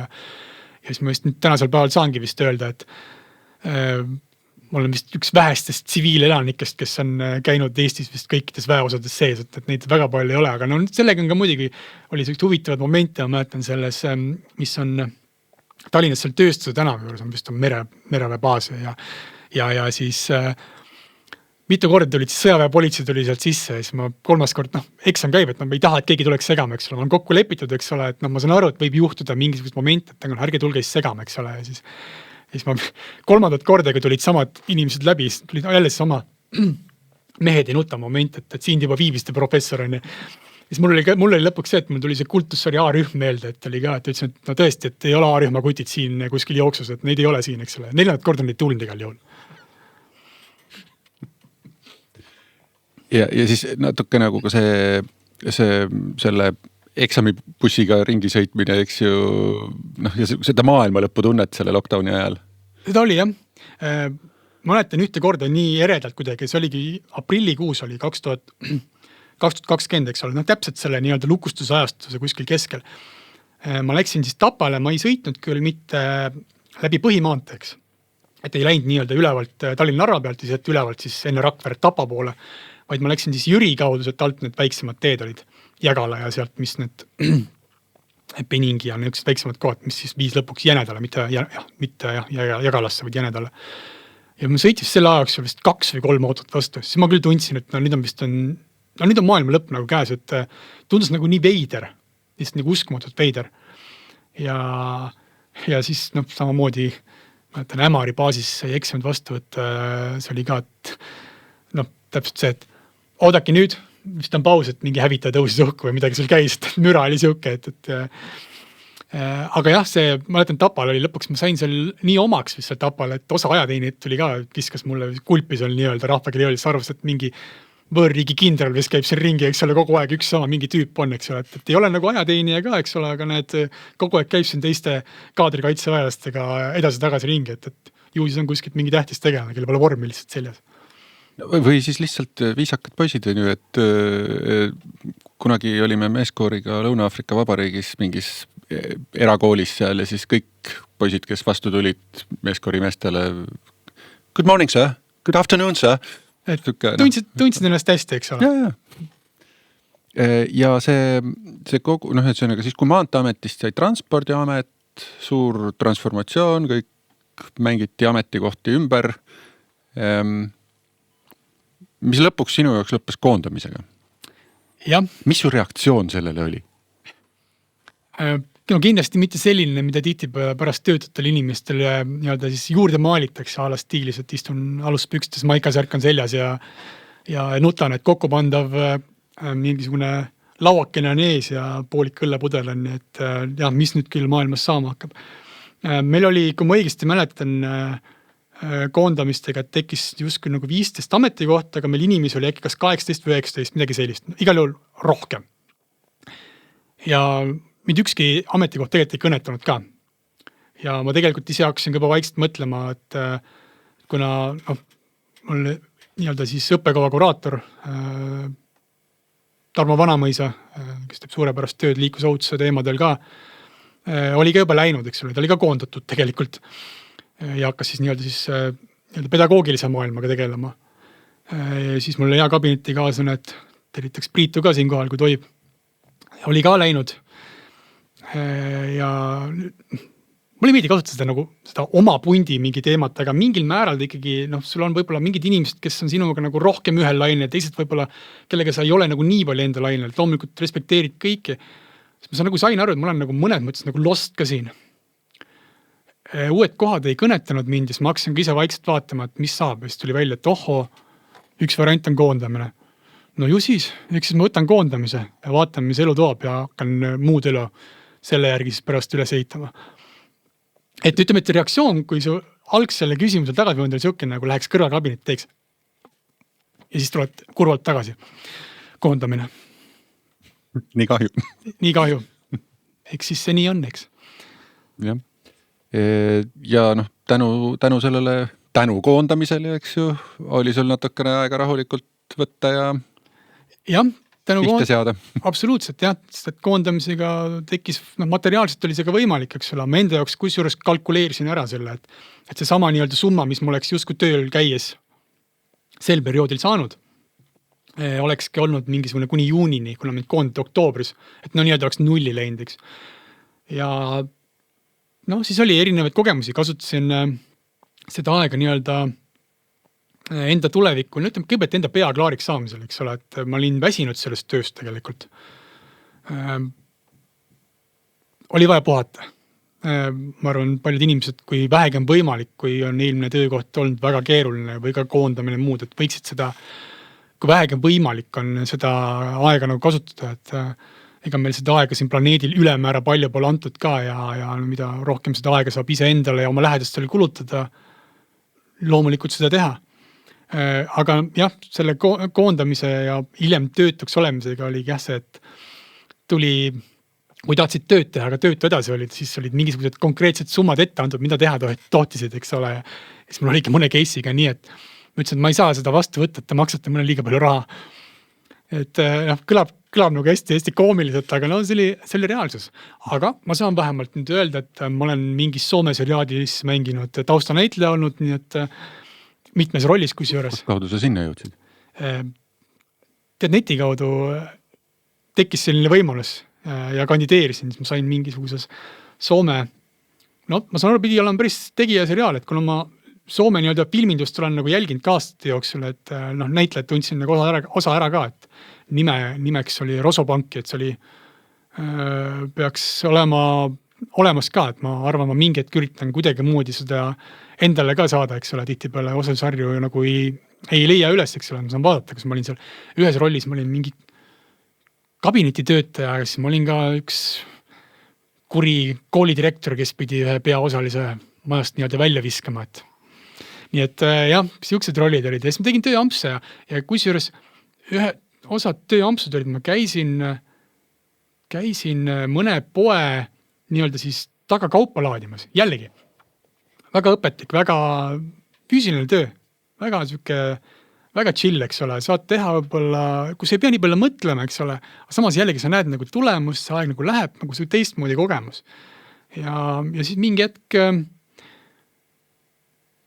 mitte et aastad möödusid, aga ütleme, et päevad möödusid, lõpuks ka mõni kuu möödus, eks ole, ja siis tuli aeg seada uusi sihte ja lõpuks tuli juba uus karjäär, vist õigem selle kohta öelda. Algul küll tegin tööampse, aga mingi hetk jõudsin siis tänasesse päeva ka, kus ma nüüd viimased sisuliselt pea 3 aastat olen juba supelnud, vist on õige öelda selle kohta. Ja siit oli üks huvitav tsitaat käis läbi, et tööl käimine peab olema põnevam võrreldes mitte tööl käimisega. Jaa, et ilmselgelt töö peab midagi pakkuma, eks ole, et alati tuleks ikkagi teha nii, et sul tööl oleks mõte. No ilmselgelt ma arvan, et suudaks kõik päevad oma elus ära täita, kui tööd ei teeks, eks ole, kui see oleks materiaalselt justkui nagu võimalik, eks. Aga lihtsalt teha tööd sellepärast seda teha, ma ütlen, et lõpuks tekibki see tunne, et no ma ei ole äkki nii jõukas, et üldse tööl käia, eks ole, et milleks teha midagi, mis on hästi vastumeelne, kui lõpuks siis, kui vähegi on võimalik seda mitte teha, eks ole, et lõpuks sul see pärsib su nii-öelda vaimset võimekust füüsilist nii ja sellest ei võida ei sina ja ammugi mitte su tööandja. Siis sinu tänane, ütleme siis põhitöökoht või liiklusläbis, eks ju. Et see tööintervjuu oli sul, ma saan aru, elu parim tööintervjuu, sest et said täiesti niimoodi avatult rääkida kõik oma tingimused välja ja teiselt poolt sama ja siis leida selle sobiva koostööviisi. Jah, nii ta oli, sest aga muidugi mind aitas ka see, et mu hea ülemus, ma tundsin teda, küll mitte väga palju ei tundnud teda, ma võib vist öelda, ma ikkagi lihtsalt tundsin teda. Ta soovis, et teada, et mis mu nagu plaanid on, ta teadis, et ma olen töötu ja siis ma tõin nagu otse välja, et mis mind kõnetab selle töö juures, et mis on minu jaoks nagu kõige olulisemad asjad, 2 punkti. Kui neid 2 punkti ei ole, siis midagi ei ole teha, siis ilmselgelt see asi ei toimi juba eos. Need 2 asja on sissetulek ja paindlikkus. Kui mul neid momente ei ole, siis ei saa tööandja sellest midagi ja ma ei saa isegi enda ressurssi maksimaalselt ära kasutada. Need kõik kaardid laual ja kõik oligi fine, selles mõttes, et talle see sobis. Tema jaoks oli samamoodi oluline nagu ka mu nii-öelda toonasel transpordiameti vaheti juhil enne kõike see, et töö oleks tehtud ja õigel ajal tehtud, nii-öelda mõistlikul ajal tehtud, sellest võidan mina, võidab tööandja, võidame me kõik, mitte see, et kas ma nüüd konkreetsel X tunnil istun siin või X tunnil istun seal, et kõik kaardid olid nagu laual ja tänu sellele kõike nagu sobis ja töö muidugi kõnetas ka. Räägime hirmudest. Hirme on, jah, loomulikult. Mis sul karjääri jooksul sellised kõige hirmsamad hetked on olnud? Ma arvan, see oli äkki 16 või 17, kui ma käisin ETV Plussi hommikuprogrammis. Kahve vist on selle nimi, kui ma õigesti mäletan. Ja ma siin vene keele õpetajad kiitsin ja nii edasi, aga loomulikult võõrkeeles anda intervjuud on keeruline. Selle muidugi on omad plussid.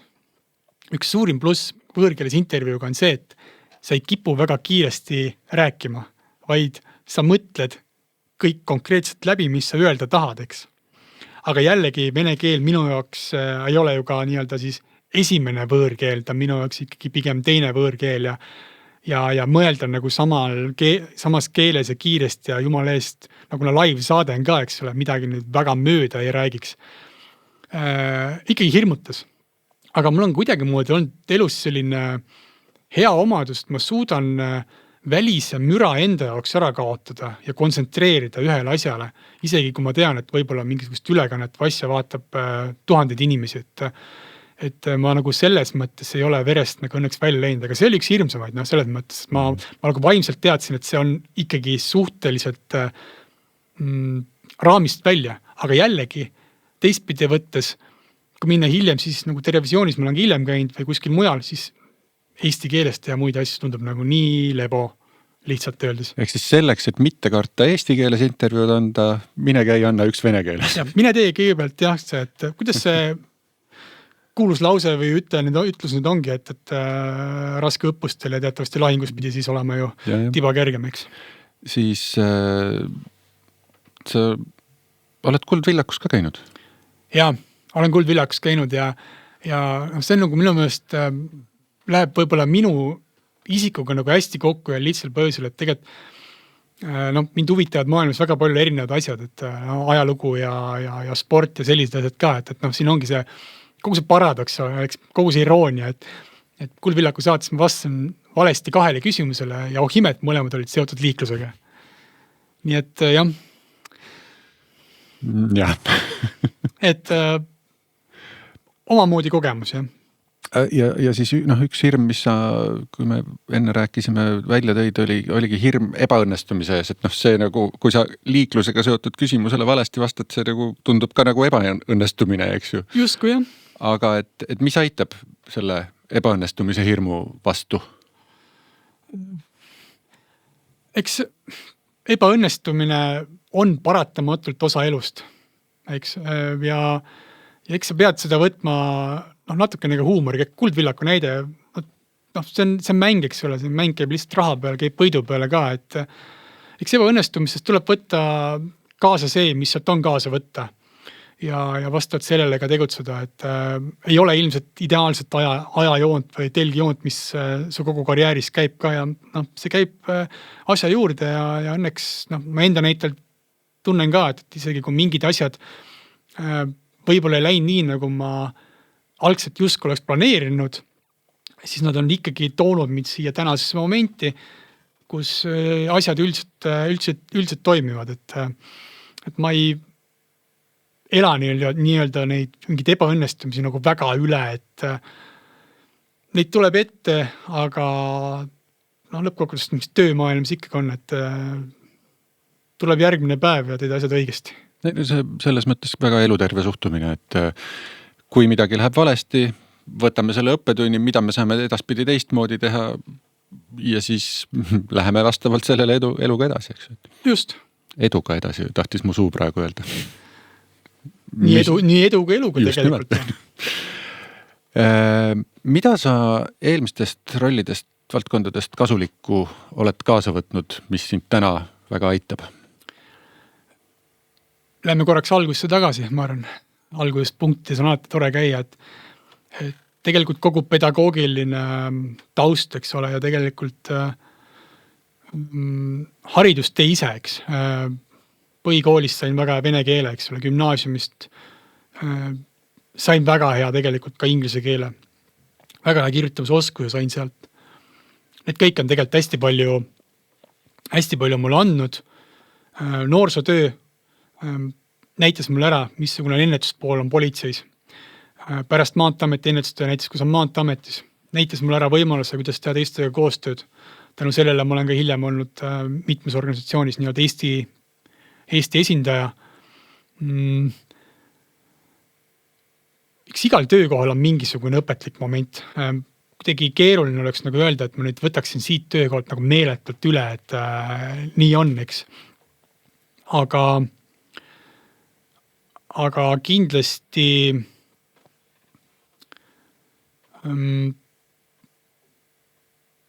on erinevates kohtades kõik see töökultuur, kõik see samamoodi enesedistsipliin ja ka ootused tööle, ma ütleksin, on kogu selle kompoti nagu kokku pannud. Ma arvan, oleks nagu igalt poolt, oleks nagu meelevald, nagu ma ütleksin, et see töökoht mu elus oli nagu tagaplaanil või justkui nagu mõttetum kui see, eks ole. Et kõik on olnud olulised. Patrullis sa oled rohkem inimestega koos. Sa näed võib-olla vahetust seda, nagu mis inimesed teevad, eks ole, mis nagu ühiskonnas toimub, eks. Töö noortega on olnud hästi tore, eks ole, mis puudutab ennetustööd, eks ole. Sa näed, et sa nagu annad midagi, eks ole, oma erinevate loengutega. Tänasel päeval töötudengitega annab hästi palju mulle. Ma arvan samamoodi, kõik see töö, mis käis ennetus nii politsis kui ka Maanteeametis on tekitanud minust selle huvi veel rohkem oma teadmisi edasi anda. Vahet pole, mis astmes. Patrulltöö oli ka ju samamoodi hästi distsiplineeriv. See õpetas mul tegelikult olema hästi punktuaalne. Mitte eksima näiteks erinevate paberite vormistamisel. Tänaseks on see kõik, iga nii-öelda siis sammuga olen seda kaasa võtnud, et sama teema tuli tegelikult ka Maanteeametis, mis puudutas siis nii-öelda erinevate dokumentide koostamist ja nii edasi. See on tegelikult aidanud hiljem ka. Ja kusjuures see ei aita mitte ainult tööalaselt, vaid ka isiklikus elus, kui sa oma dokumendid hoiad korras. Absoluutselt, jah. Et ma ütlen, et ma ei tahaks nagu otseselt öelda, et mingi töö on nagu rohkem toonud kui teine, et igal tööl on mingi tagajärg olnud, et ole, et mida ma nagu võtan kaasa. Aga sinu need LinkedIni postitused, võiks nüüd öelda, eks ju, et need on üsna teravad. Koloriitsed võib-olla, jah. Jah, et kust sa selle teravuse oled kaasa võtnud? Eks erinevate metafooride, erinevate kõnekäändude ja kõik see, mis tuleb, see tuleb lõppkokkuvõttes mitmest kohast. Aga A ja O on ikkagi see, et sul peab olema baasteadmised millegi jaoks, et üldse midagi kirjutada, eks. Et ilmselgelt, kui sa kasutad sellist fraasi, et a la, et nagu Nõukogude turist, kes näeb Soomes vorstiletti, eks ole, siis peab olema mingisugune taust, et miks sa sellist asja nagu kasutad. Aga nii veider kui see pole, et väga paljud 80-90 erinevad lääne sarjad, eks ole, kus on andnud väga palju mõjutusi selle kohta. Eesti enda sarjad ka, eks ole, et lõpuks see kuidagi see huumor, sarkasm ja nii edasi kombineerub sinna mõnusaks siljanka supiks kokku, eks ole, ja siis tuleb mingisugune kooslus, ja elukogemus ka ikkagi lõppkokkuvõttes. Et see peab olema igalt poolt nagu midagi võtta, et midagi kirjutada. Jõuame siis võiks öelda peaaegu, et lemmik teema juurde, et ma küll olen oma ajamasina siin kuskil praegu ära kaotanud, aga seal kuskil. Kui sul oleks ajamasin ja sa saaksid sellega minna oma karjääri piires kuhugi tagasi, kuhu sa läheksid ja mis nõu sa endale annaksid? Jah, ma õues ka näinud, kus just Deloriani kuskil parkimas, ju ta hetkel kuskil lendab või on muul viisil, ma saan aru, et filmis lõpuks lõppes sellega, et oli lõpuks rongi peal vist see viimases osas või... Rong sõitis üle Delorianist. Jah, rong sõitis üle ja siis tuli uus rong. Uus rong tuli, jah. Kuidas sellega nüüd oligi, et see põhisõnum, et arvesta sellega, et kõik, mis sa teed, selle võib tulevikus olla meeletu tagajärg, eks ole, et see kõlas selles filmis lõppkokkuvõttes päris irooniliselt, et ise läksid tulevikku muutma vist teise filmi alguses, eks. Aga ma ütlen ausalt, jah, Tagasi tulevikku on üks mu lemmikfilm, eks ole. Et saan alati jagada seda kogemust, et 2010, kui Plaasas olid erinevate filmide mingisugune nädal oli ja siis möödus sellest filmist 25 aastat. Ja see on mu elu ainus kogemus, kus ma olen näinud filmi lõppedes, kuidas inimesed tõused püsti ja aplodeerivad. Et see on kuidagi nii erelt on nagu meeldi jäänud. Hea sõbraga käisime seda vaatamas. Aga nüüd tulles tagasi selle Time Machine'i juurde, eks ole. Jah, mõnes mõttes võiks ju teha seda Biffi trikki, eks ole. Et, kuigi see algul vist oli üldse Marti trikk, eks ole. Aga Marti lihtsalt ei õnnestunud seda teha. Ta pakkus selle välja, Dokk ütles, et ei.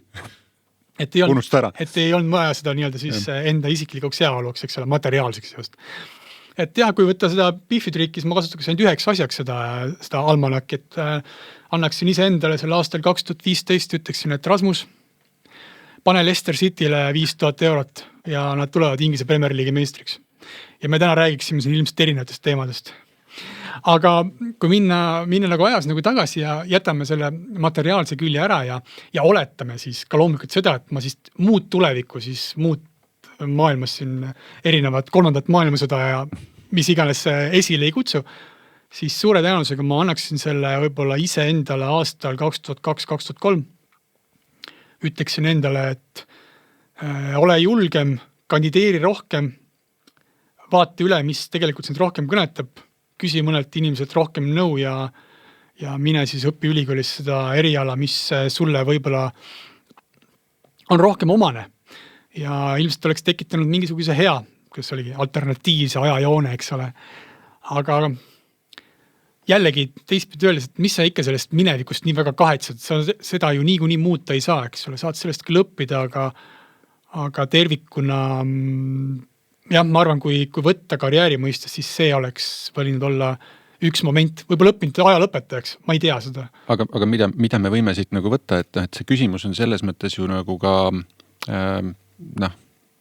ühest küljest metafoor sinu enda elu kohta, aga samas, kui meid kuulab mõni noor inimene, või keegi, kes on ise samas kohas, kus sa endale nõu annaksid, sa annad tegelikult ju talle nõu. Absoluutselt, jah. Aga ma arvan, ühesõnaga, ole julge, hajuta riske. Jah, ole julge, hajuta riske, et üldiselt munad ei peaks olema ühes korvis, et see oleks ilmselt see, mis ma endale annaks. Et see oleks muutnud ilmselgelt ajajoont, teistpidi võttes jällegi kas ma oleks nüüd tänasel päeval ennast kujutnud ette, et minust oleks võib-olla saanud näiteks aja lõpetaja, võib-olla nii väga mitte, eks ole. Samas 25 aastat tagasi, ma arvan, ega mu klassikaasad ilmselt väga poleks uskunud ka seda, et minust võib saada üldse ülikoolis õppejõude, ilmselt ise ammugi mitte. Et jah, elu on täis üllatusi, kunagi ma ütlesin ka, et maailma kõige õudsem toit on tatarpuder, aga nüüd ma väga nagu ei ütleks küll sama asja. Küll aga võin öelda, et piima juurpea suppi just endist ei võtaks koolist. Nii et inimesed on võimelised muutuma enda näitel. Jah, see kõlab küll uskumatuna ja võib-olla ei julge seda väljagi tuua, aga kipub nii olema. Kui see oleks praegu meie vahel tööintervjuu ja sina oleksid kandidaat, siis mis riskid meil on, kui me su tööle võtame? Ja risk on selline hea sõna, et kui see tööandja jaoks just risk on kindlasti on minu jaoks ikkagi paindlikkus ja sissetulek on A-joo. Et kui nagu maha müüa mulle seda ala stiilis, et meil on vaatega vanalinnale nii-öelda siis kontor, eks ole, meil on vahvad ühisüritused ja meil on mõttega töö ja mis veel selline hästi klišeelik on, et saad muuta maailma või nii-öelda muuta poliitikat ja et minust selliste asjade toomine isegi on minu jaoks natuke ülekohtane, minu jaoks on iga töö on nagu oluline, et igal tööl on mingisugune mõte ja vahet ei ole, mida sa nagu teed, et ma nagu ei ütleks millegi kohta, et olulisem või vähe olulisem, aga kindlasti paindlikkus peab olema, sest et põhjus on väga lihtne, et vastasel juhul tööandja ei saa minult seda ressurssi kätte, mis ta tegelikult tööalaselt vajab. Eks ta raiskab sinu ressurssi sellega, kui ta sunnib sind kontoris käima näiteks. Või teine variant on see, et sa lihtsalt ei läheks sinna tööle, kui ta... No ilmselt mitte. Tänasel päeval see kindlasti oleks nagu välistatud. Ja risk on nagu hea sõna, et kuna meil inimesed on hästi erinevad, kes mida riskina näeb. Et ma olen see, kes ma olen. Ma kindlasti ei ole mingisugune väga suur muganduja, et lähen võib-olla kõikide asja kaasa. Üldiselt ma saan aru, et ma olen täiskasvanud inimene, ma teen asju neid, mis mulle meeldivad, nii nagu ma ise nagu heaks arvan, eks ole, et see, kui ma võib-olla mõnel ühisüritusel ei käi, mul on võib-olla selle jaoks enda jaoks mingid põhjused, vahet ei ole, kas mul tunnen, et on haigusviim või on see, et ma täna lihtsalt ei viitsi, eks. Et, aga see risk on iseenesest, see on muidugi omaette küsimus. Äkki risk hoopis see, et ma olen kohusetundlik.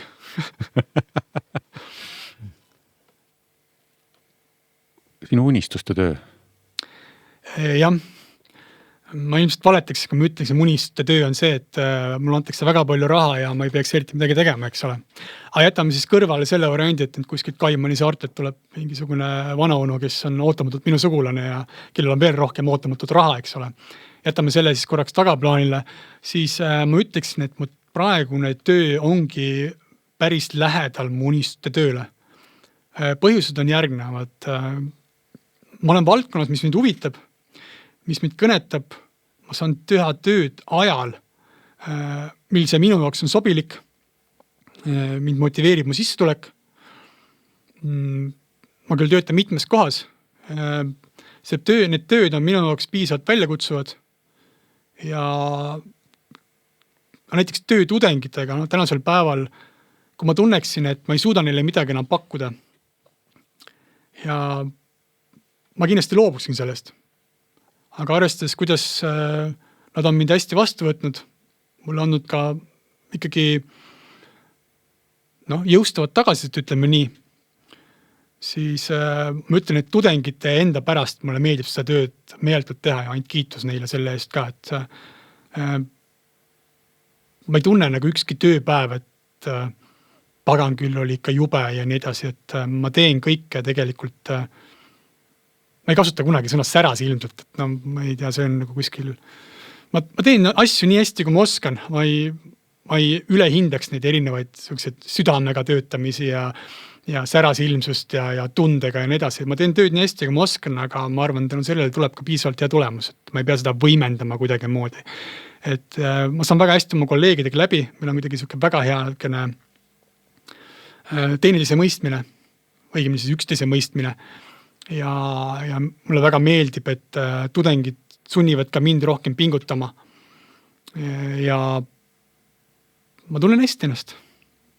Aga lapsepõlveunistus? Jah, lapsepõlveunistus.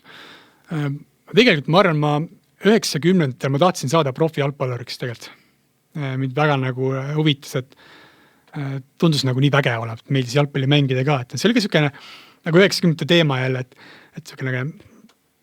et kus me poole ööni mängisime seal palli, eks ole, ja siis nagu said nagu auastmeid juurde, algul olid värava, siis et pärast et platsile ka, eks ole, et läksid pärast koju, põlved olid jälle puruks ja riietel rohelisi laike täis ja nii edasi ja on üks nagu selline moment, mida ma hästi heldinult alati enda jaoks meenutan, kus mul tuli ka armastus nii-öelda jalgpalli vastu oli ma vanavanemate juures vaatasin kunagi 94. aasta maailmameistrivõistluse kuidagi nagu hästi meelde jäänud ja siis vastavalt sellele kuidagi on ta mind nagu alati nagu kõnetas, mõtlesin ka, et jube kihvt oleks mängida nagu need seal on mänginud ja nii edasi, aga mingi hetk kadus see emotsioon nagu ära, et politseinikuks meil küll kunagi tohtnud saada, seda ma tean, mul ei ole vist väga nagu mõelnud, ma isegi ei mäleta, kas ma oleksin kunagi unistanud sellest, et minust võiks saada mingilgi moel õpetaja näiteks. Absoluutselt, ma ei ole 90-ndatel noorena ei tulnud absoluutselt pähegi sellised asju, et mis võiks nagu tulevikus olla, et jah, see oli nii ammu. Kindlasti ma arvan, õpetaja ei olnud, aga ma tean, et ma tahtsin jalgpalluriks saada. Ma võin meelevaldse tõlgenduse siia pakkuda, et profi jalgpallur ka ikkagi ju, sa pead üsna paindlik olema selles, mida sa teed. Sa pead vastase taktikatest läbi mängima, ära tundma. Tegelikult paindlik töö nagu vaata tuli sealt ikkagi ju. Absoluutselt, jah. Väga hea minu võrdusmoment on, jah. Ja lõpetuseks, anna kuulajale üks hea soovitus kaasa. Jah, ma arvan, tööalaselt on selline minu enda A ja O on see, et alati ei pea tegema seda, mis tundub justkui praktiline. Vahepeal võiks ka teha seda, mis meeldib. Ja kui on vähegi võimalik oma elus midagi sellist teha tööalaselt, siis seda võiks kasutada. Suurepärane. Aitäh! Aitäh sulle! Ja aitäh kuulajale! Järgmised karjäärikäenakud juba järgmisel korral. Karjäärikäenakud.